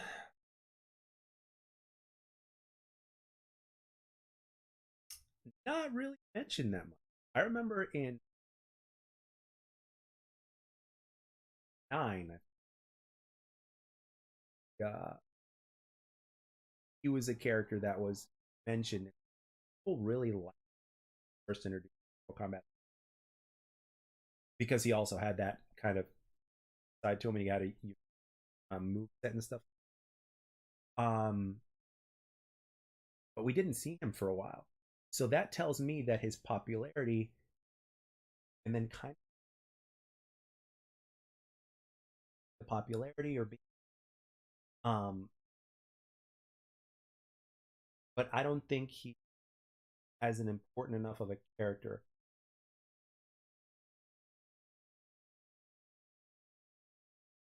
to come back. So I don't think Striker's going to. However, if I am wrong in terms of his popularity, then I would say at the very least back as it, because it is one of the things that they do for D. Will bring back old characters that are in the Mortal Kombat lore requested. So that's what happened. Moving on to the next one, Sub Zero. Sub Zero is going to be in. There's no doubt about that. It's like, there's just no doubt about it whatsoever. And with Sub Zero from a gameplay, I'm always what they do as far as his powers go,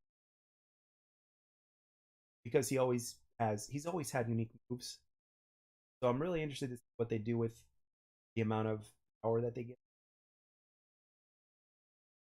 for them. Really, just, they always pay homage to like what his moveset was,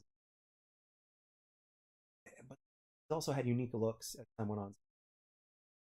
What they from a from a from a look standpoint, how is his like what's his outfit gonna look like, and what's the helmet gonna look like, all that stuff. So it's can't go wrong. Can't go wrong. Sub Zero is gonna be it, and really looking forward to seeing what. Same thing with Scorpion. Scorpions always look cool. I want to see what they.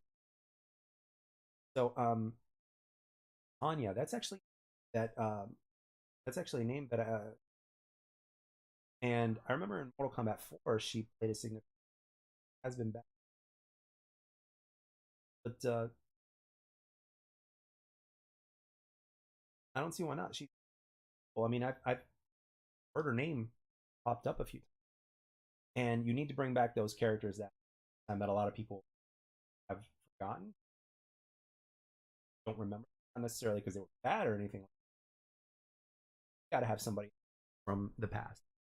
Simply do, especially with a game that has that pays homage to like every single character that has pretty much ever existed. Especially specifically if they've been in more than. For characters that have only been in one game, unfortunately, those were the characters to where they swung for a home run and kind of they didn't hit the ball, right? So when you have that, it's like okay. So I'd say bring back Tanya. I want to see Tanya. I really do. So yeah, I would say bring back time. And going on with the Haven, who is the other elder god son or something like that that you played with in the conquest mode, because there was Haven and Dagon. Again, I don't see this character coming in simply because we've only seen one elder god. I mean, the elder gods are mentioned, and like I said, there's only like four of them, I think, but including Shinnok. Um, you haven't really seen any other elder god unless you count Raiden when he got promoted. So we haven't seen any other elder. So it's like let's let alone their kids. So and we haven't seen Haven or Dagon since Mortal Kombat Armageddon. Those are one of the characters that I mentioned. It's like we've only seen one of those characters. So Haven and we've only seen one appearance from both. They don't need to be in the new Mortal Kombat. Not mentioned. I would say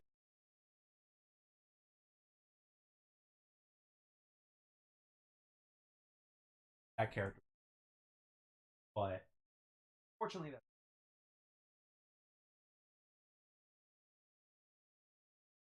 water. So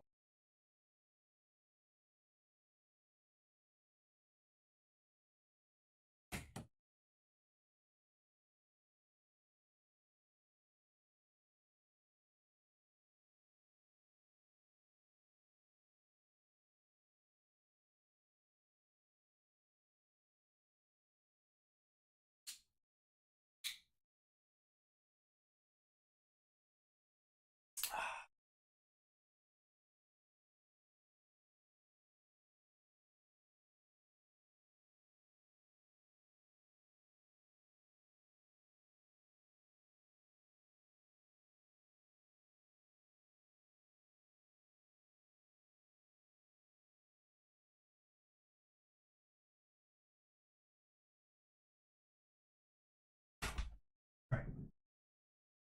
So um that is the list of all the characters up to Armageddon.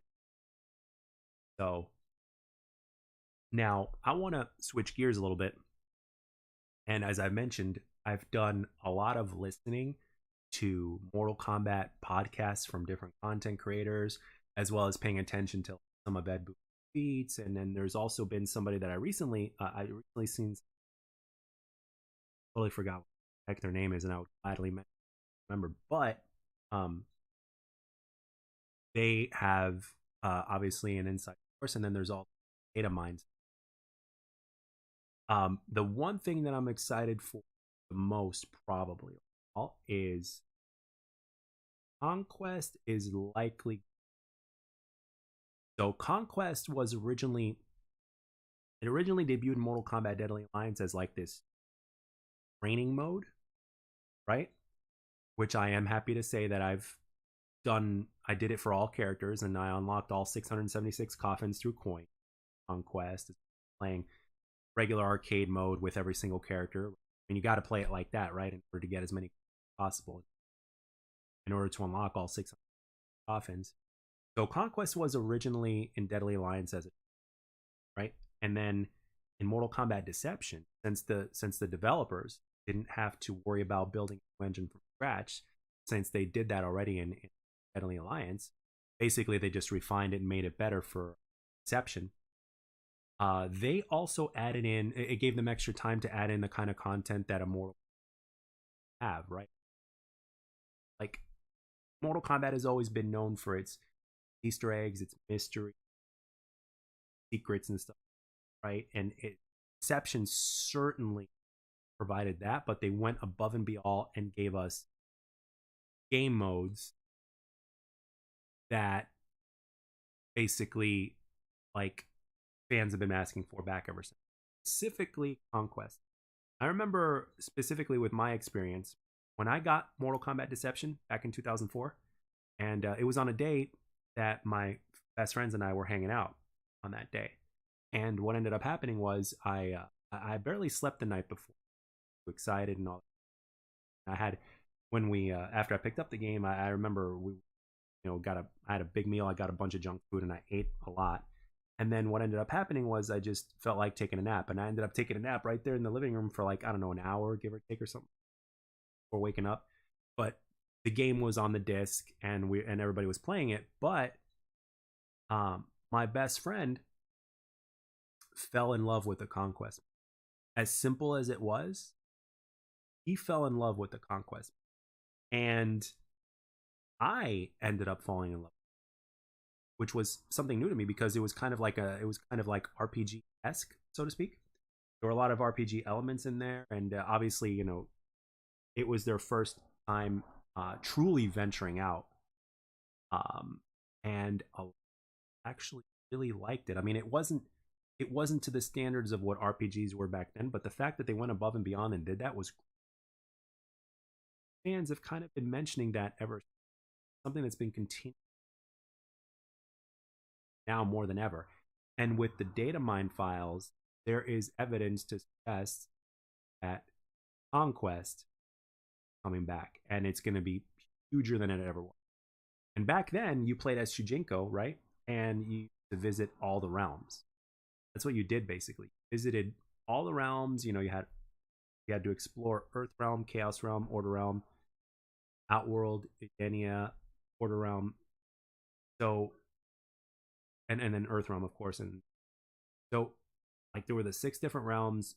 You got to explore it. You got to talk to a lot of characters and stuff like that. Open chests, you name it, right? And as well as doing like training mode.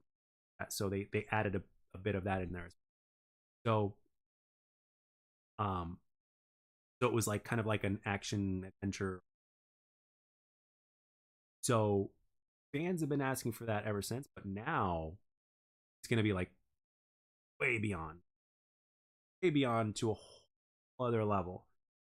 And when you look at the crypt of how the crypt was in Mortal Kombat 11, like when we look at Mortal Kombat X's crypt, which was basically like kind of like a first person view of things, but you can still kind of move around and stuff like that. And then they did a third person thing in Mortal Kombat 11, but you did more. You could interact with the environment and the ways that everything worked. It's like I remember listening to a podcast before doing this today, like right before doing this, and one of the guys basically mentioned that like they're basically like 75% of the way, and it's been pretty much like they've been testing us as an audience. They've been testing us in terms of how we respond to the script and what they did in Mortal Kombat 10 or Mortal Kombat X and Mortal Kombat 11.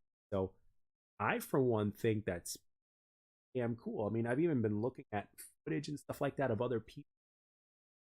Dude, like I think, and at this point, I remember reading about I'm sorry, not reading, listening about them talking about the data mine stuff, where it's like you get to feed flesh, in order to the living forest, in order to unlock a pathway that is blocked, but you have to feed a certain amount of it, and then uh, you've also got things to where you can kind of hide, and then as they progress, things that you. So, and Ed Boon in the IGN interview back when like right before Mortal Kombat 11 was, he was asked by the interviewer, it's like, okay, here's $100 million and like let's say 3 years. What do you do? Like, wow, and I'm paraphrasing here. He said some sort of open world game to where you're constantly playing. Like when you have to stop playing, you have to hide, or else somebody could find your body and stop playing. I'm thinking 11 is going to have far the, and it's not just Conquest is going to be a beast in what they've done with like the challenge towers, how they can weekly up, even daily.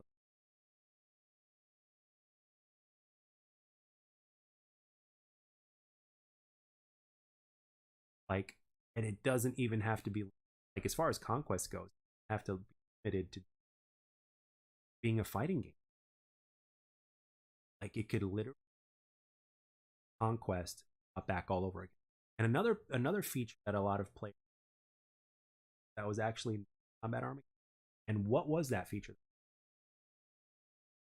What was it? It was fighter mode. Mode was so good.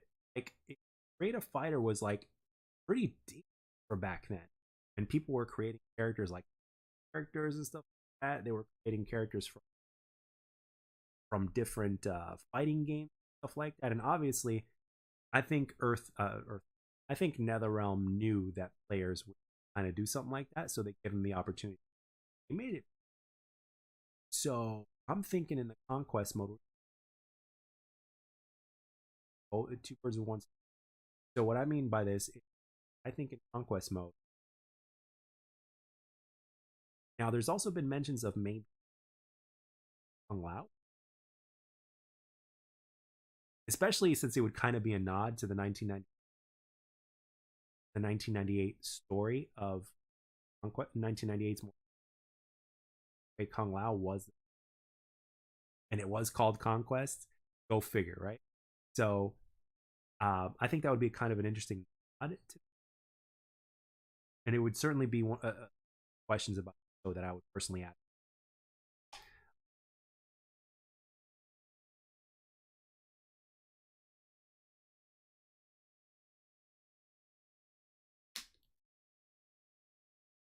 But I believe I believe that huge. I think it's going to be updated weekly, if not more often than that. I think there's going to be tons to do in the conquest mode.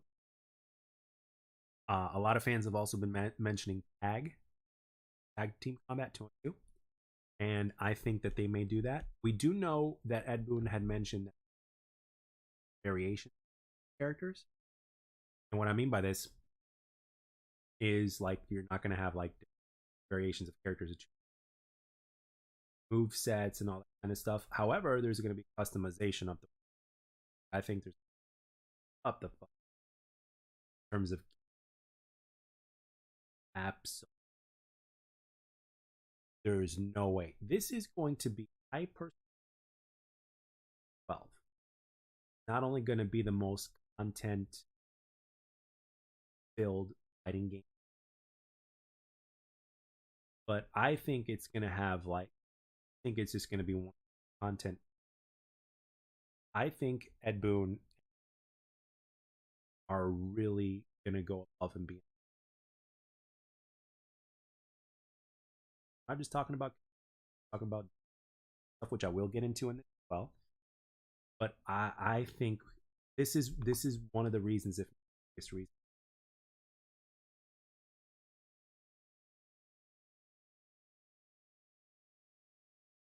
especially after listening to a few podcasts as well as some of the data I recently out within 2 days ago. So I I think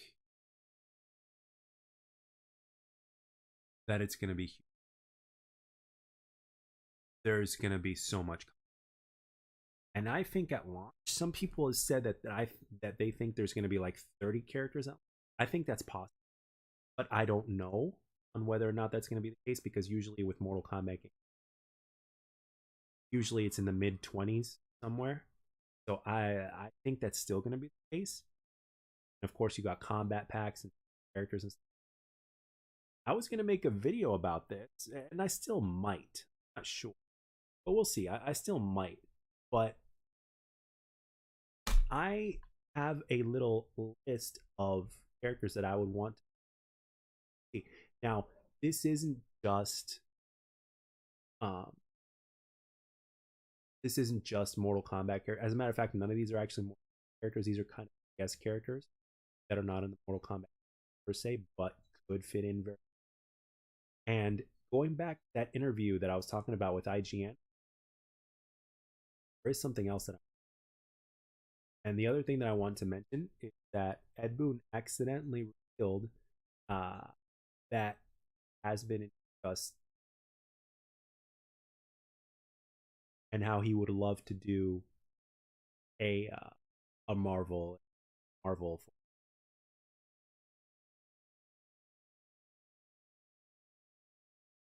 crossover. Love it.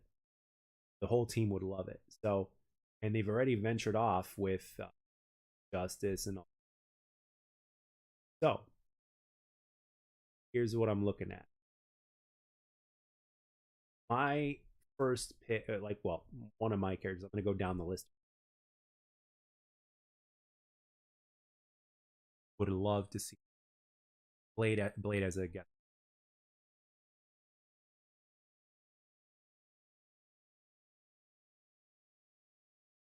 He fits in very well, and I think it would be a really good way to bring voice and reprise his. I think that would be bad. Why not? And again, as far as customization goes, as far as the look,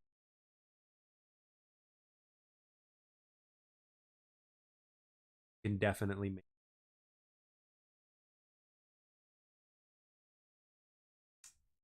Can definitely give him unique. You can have all sorts of different trench coats. You can have all sorts,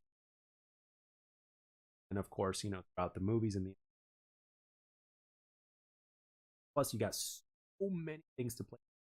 Plus, let's not forget that the fact that if Natara comes back, it's like, okay, makes sense for Blade's ending to be like, hey, he fought Natara. Um, that's what I think. That's what I think. So Blade is one. And then the next is like everybody's been saying Homelander left.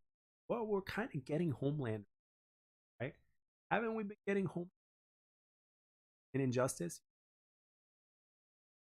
We've been getting that, right? Oh, with Homelander, like I think as far as move standpoint goes, I mean they have similar moves and all.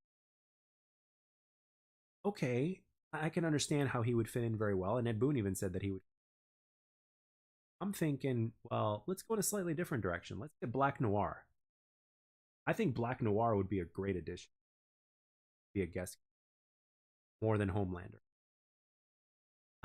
However, with that being said, I think Homelander still has a higher possibility because of his, especially especially with Anthony Starr's performance of Homelander, just steals the show. Every scene he's in, he just steals the show. And surrounded by a few actors. Carl Urban is a tremendous actor. Those two are on screen together. That's even better. But when you're looking at like, uh, I could see Homelander making it, but me personally, I want Black Noir, hands down. Black Noir. One, obviously the horror. A lot of people have been mentioning um, horror story. Excuse me, horror characters in right. Okay. Now, one of the guys that I want to talk about is Candyman. I think not only because I would again love Tony Todd reprise the role. I think Tony Todd's also done some voice acting for video games. I want to see Tony Todd reprise his role as Candy in this game, and you can make him look really cool. Give him all sorts of coats. You can also give him his original Daniel Robitaille look, which was who he was before he became Candyman, and he fits in very well. And you could do all sorts of crazy moves with the beat and everything like that. That's my big question. Why the hell? So, that's one of the people that I have. That's one of the characters I have on my list as far as the horror movie characters go. And we're gonna go into the next one, which is also a horror movie character. The next few are actually, and that is the next one is Chucky. Now I know what you guys are thinking. Well, how is that going to work gameplay wise? Oh, that's just no. And then I'm like, well, you guys remember Farrah Tor from Mortal Kombat X? What if it was something like that? And it's like, well, okay, but what about story wise? How's that going to wise? Very simple. I would say that Chucky found a way to repossess the original body, the Charles Lee Ray body, and he just hangs out on his shoulder, possesses him. Simple as that. And then he could use him as a, he could use Chucky like projectile. It could be a fast move and stuff like that. Um, and of course, you can have Brad Dourif for that. So I think that would be kind of cool. And it's also a nod to Ferrator. I don't think a lot of people hated Ferrator. I thought it was a really unique way. I just think a lot of people maybe that all that much, but maybe it was also because uh Ferrator was too slow in terms of like big as far as tour goes. He's probably too slow. But Charles Lee Ray doesn't have to be slow. Plus, you got Chucky in there, and you got the and then the you could do so much with. It. I think that would be cool. I would love to see it. And it would be kind of like a welcome change of pace. It would still fit in very well. And of course, with Chucky, you can also bring back the OG knife. You guys remember the knife from the original Child's Play? You know the one. I think that would make. I think that'd be really cool. Give him different Chucky. It's Chucky, bro. And then of course the elephant in the room. The biggest elephant in the room when it comes to horror. When it comes to horror characters, Myers. Like according to Ed Boon, they tried to get him, but they Halloween people. But what I think is gonna happen, like obviously the DLC characters make money, right? Especially if they're requested and all that kind of stuff. And I think that even though they've said no before, it doesn't mean that they'll say no again. So I think that it's definitely possible that we can see Michael Myers. I mean, we've had Freddy, Jason, we've had Face, Alien, we've had had all these guys here. I mean, the proof is in the pudding that these things make money, right? These franchises can profit off. And they just had the last movie come out recently, stuff like that. So it's like, why not? So I don't see why not. The worst thing that happens is that they get profit out of it. Again, Michael Myers fits in very well and doesn't have to play like Jason did from the last game. He doesn't have to. At the same time, having the differences Michael would. It would have been cool if they had him in the last one, because you could actually have like. But it is what it is. What it is. So yeah, I think despite the fact that they said no before, doesn't mean that they'll say no again. I think that there's still a good chance. Anyway, let's move on to. Well, now this one is a coin toss between that again would fit in very well, and that is the Watchmen. I think Rorschach or Doctor Manhattan would have a good chance of. Now, who's more popular? I would probably say Rorschach is more popular, but I think Doctor Manhattan would make things a little bit more interesting gameplay. I think.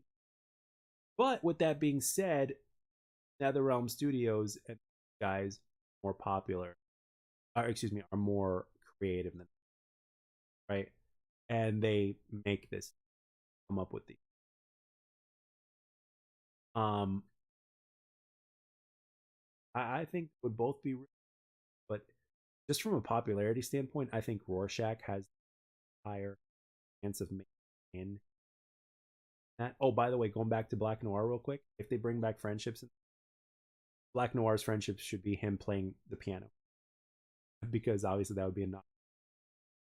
Just forgot to mention that in that one, but I would say Rorschach or Doctor Manhattan would be excellent. I know that there are other people out there that really would love to see another Watchman make an appearance. I know that a friend of mine, Half Ton Hammer, who I'm trying to get in on the podcast, he likes the comedian. He's a big fan of the comedian. Sure, he would love to see him, but I don't. But from a popularity standpoint, I don't think Rorschach, Doctor Manhattan, especially when you're talking about putting him into it.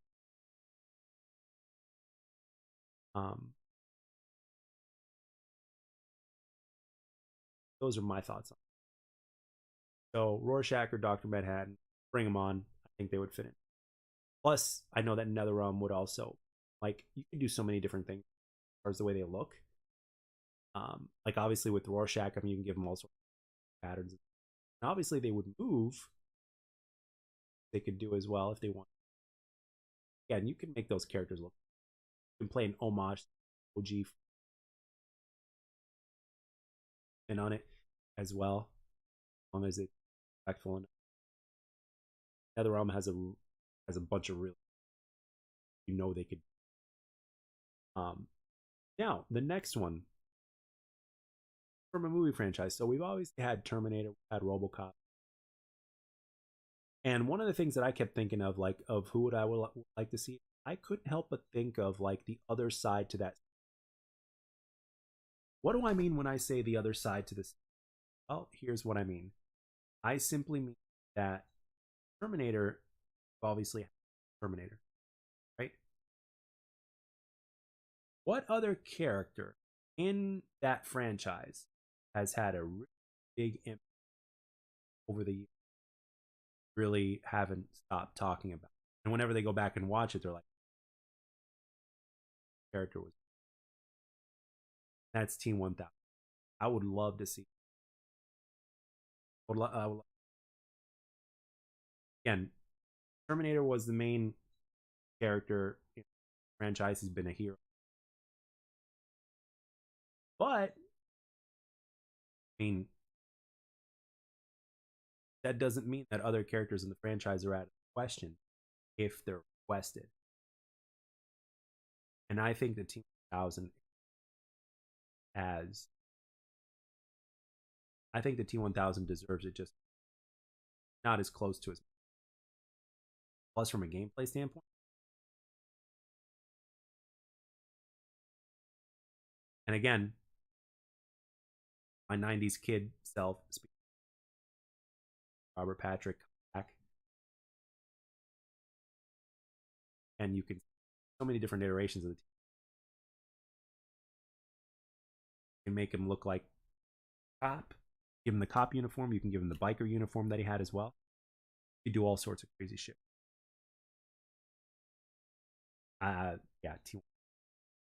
All right, moving on to the next one, and this one has been highly requested, and I can almost guarantee this character going to is going to come. Is going to make an appearance as far as guest character goes, and that's Pennywise. And because of the amount of customization that would be at you, and of course with the popularity of the more recent movies, of course, you could also pay homage to Tim Curry's version. You can have the old Pennywise as well as and you could do all sorts of shit with his finishers and with, like, seriously, with Pennywise you could. So yeah, I mean, there's really not much else to say. The fact that he's been so highly requested, like in every single video that I've seen on YouTube, if not close to every single video, he's always mentioned. Like, he is the one that is likely to come back. And let's not forget that we've also had like clowns. We've had Joker, and Joker's come back numerous times. So it's like, okay, as far as NetherRealm games, gotta get Penny. That's my. So moving on to the next person on my list. And this one is also a coin toss within another franchise. So back in the day, before I started doing YouTube, I actually made a Twitter account, and this is so unique too, because the first person I tweeted to was Ed Boon, and he actually responded. Again, I wasn't really following too many. It's a brand new account, all that stuff, right? And he's the first person I tweeted to, and he responded to me. And here was what I tweeted at him. I said, "Is there any chance of us having a Mortal Kombat versus Killer Instinct?" And his response was, "We don't own the rights to Killer Instinct." So, but with that being said, it doesn't stop the fact that one of these two would fit in perfect. And these two characters, again, it's a coin toss. That is Final and Fulgore. So I don't know in terms of popularity which one is more popular, but I do know that those two Killer Instinct characters are actually very popular and they fit in very, very well. Very, very well into the Mortal Kombat franchise. Especially since they're so similar from in terms of what they did way back in the day in 1995 when Killer Instinct first. It's absolutely incredible because there were finishers, they had their own combo system, all that kind of stuff, their own that kind of stuff. So, like Killer Instinct in 1995 was like a Mortal Kombat alternative, but it still was its own thing. So, because of the stuff that you could do in Killer Instinct, I mean, granted they didn't finishers in the latest one, um, still gotta. There's just too many similarities, and they simply like they go together very well. So between Spinal and Fulgore, that would be the coin toss for me.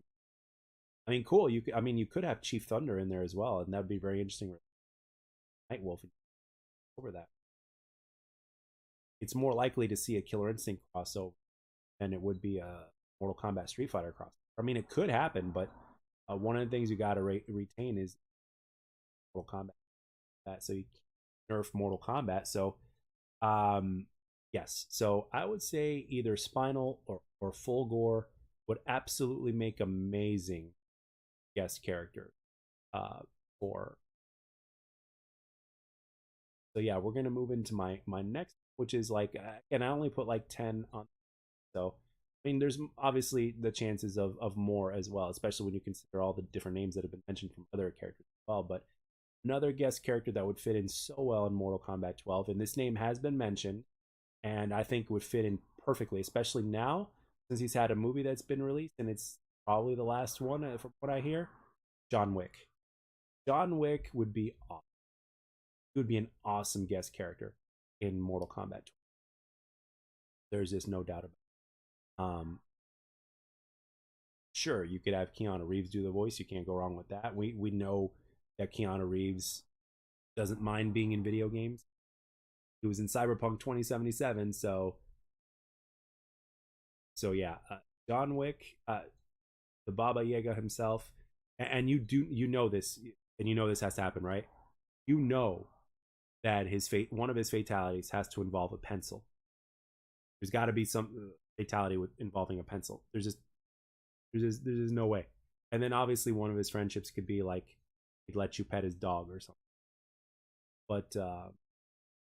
But yeah, I think John Wick would be an addition. I think a lot of fans would like if you were to all of a sudden release the preview for the combat pack, all of a sudden like you see Keanu's likeness come out and you see John Wick, it's like fans would go like he would be just as I would think in my mind John Wick would be just as requested as Spawn was.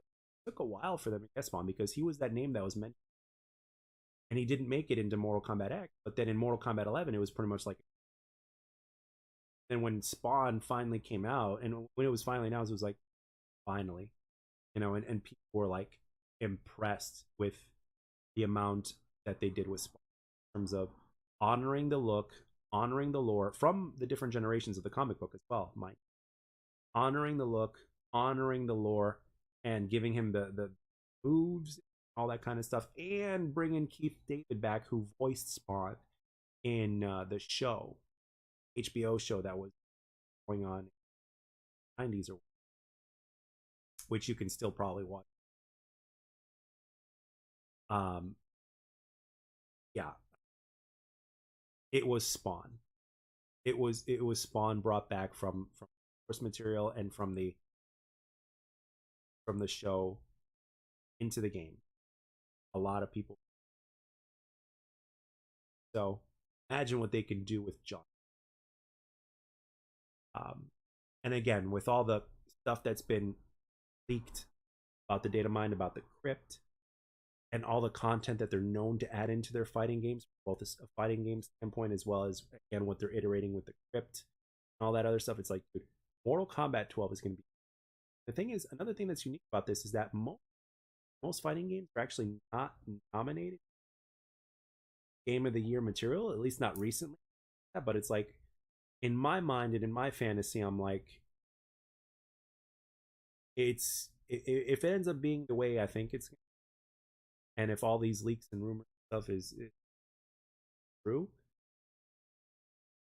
and as well as the kind of love and support that NetherRealm and Boon give to their, as well as the kind of quality games that they've created over the years.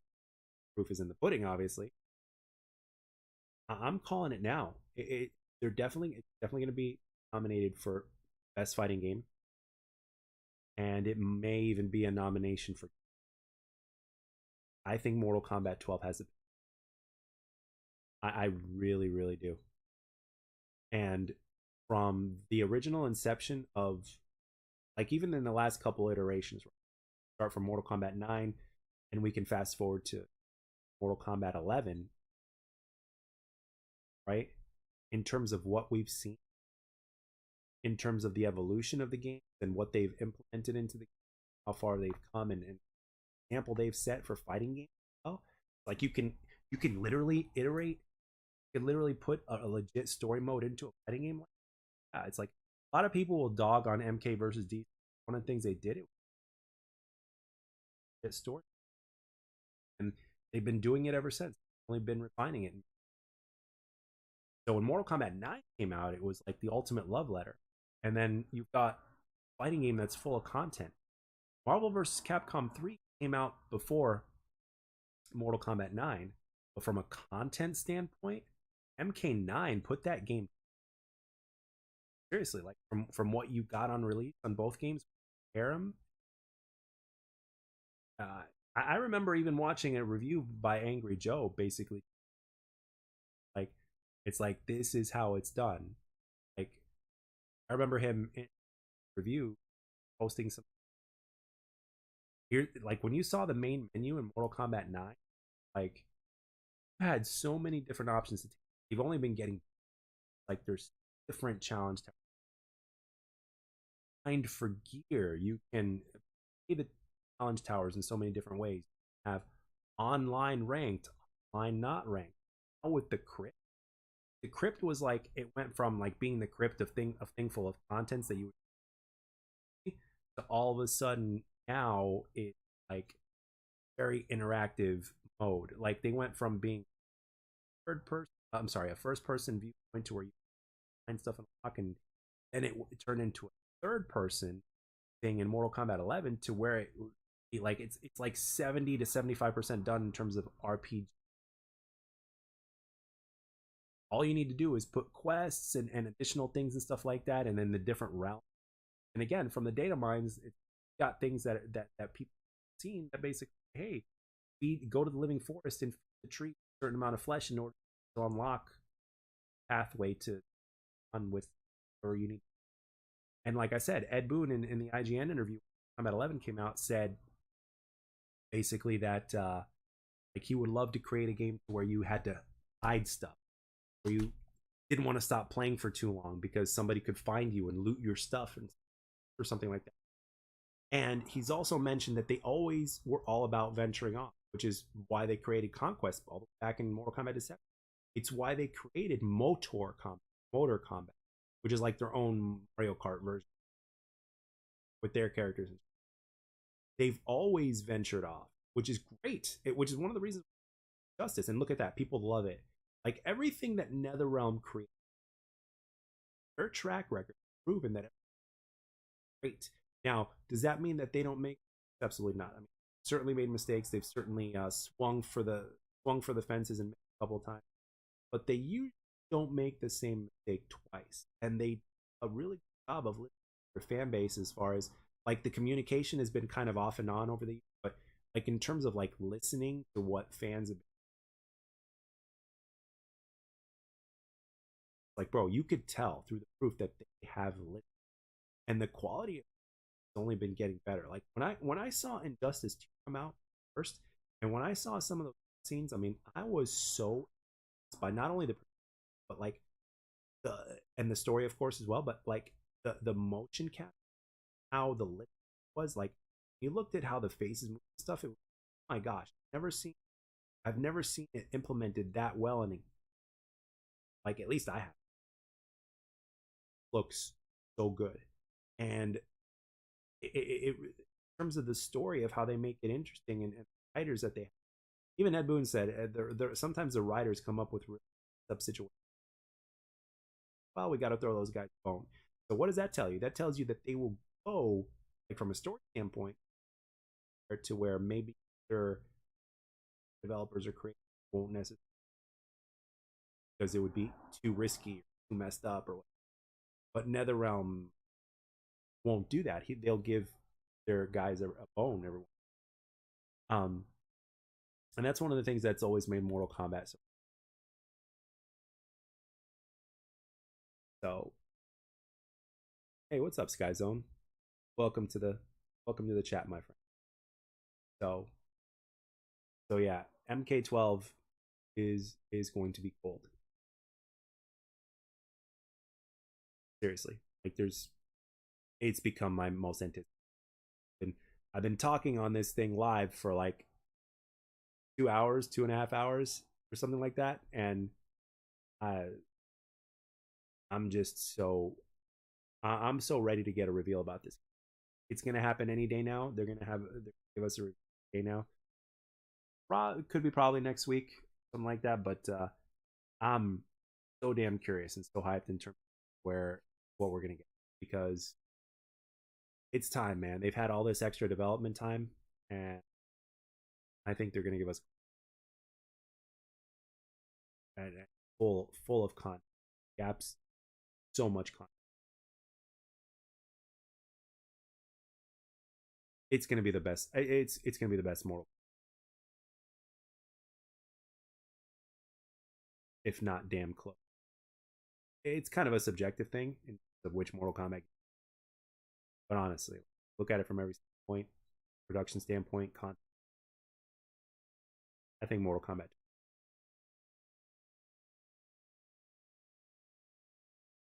That's ultimately what you strive for. Is when you make a sequel, is you one of the things that makes your sequel better than the last is like you gotta keep your foundation the same, but at the same time you want to venture off so that end up being repetitive, which is very difficult. Not many game developers like the one that comes to mind that did it right was God of War. Like what Sony Santa Monica did with God of War, it's like they kept enough of the foundation there, franchise, and then the changes that they made were very welcomed. At the heart of their foundation was something that they did right. They also made changes. They didn't. It wasn't just cut and paste of. That's what made that franchise. That's what, and that's what MK has been for a while now. I can't. I seriously can't wait.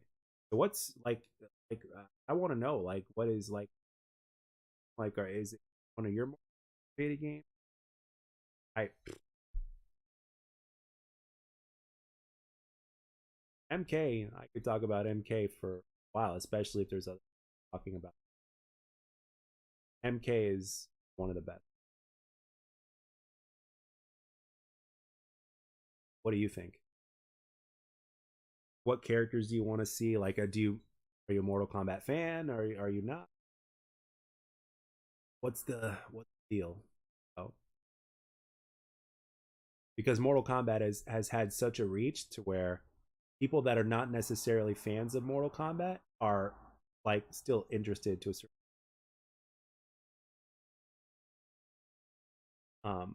it's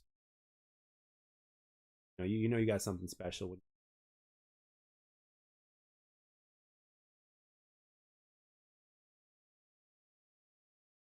I think that's where my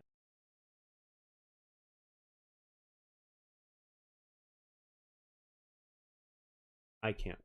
I seriously, I'm beyond excited for.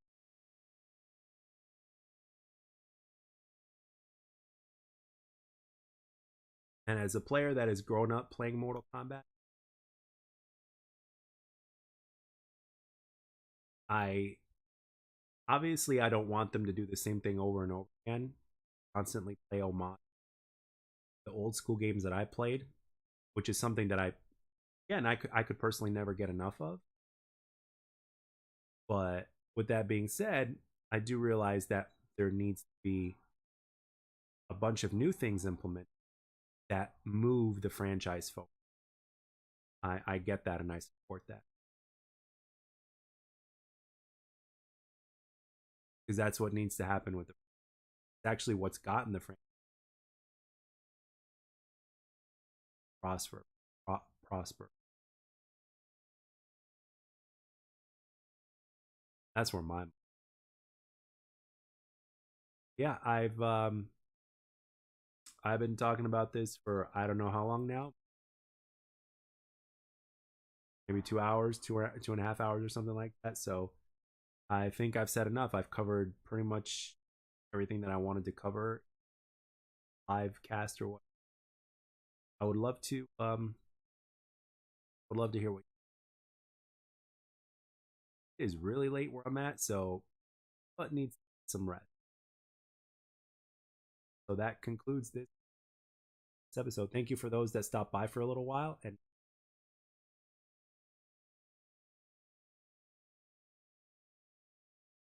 next one. Good listening. Later.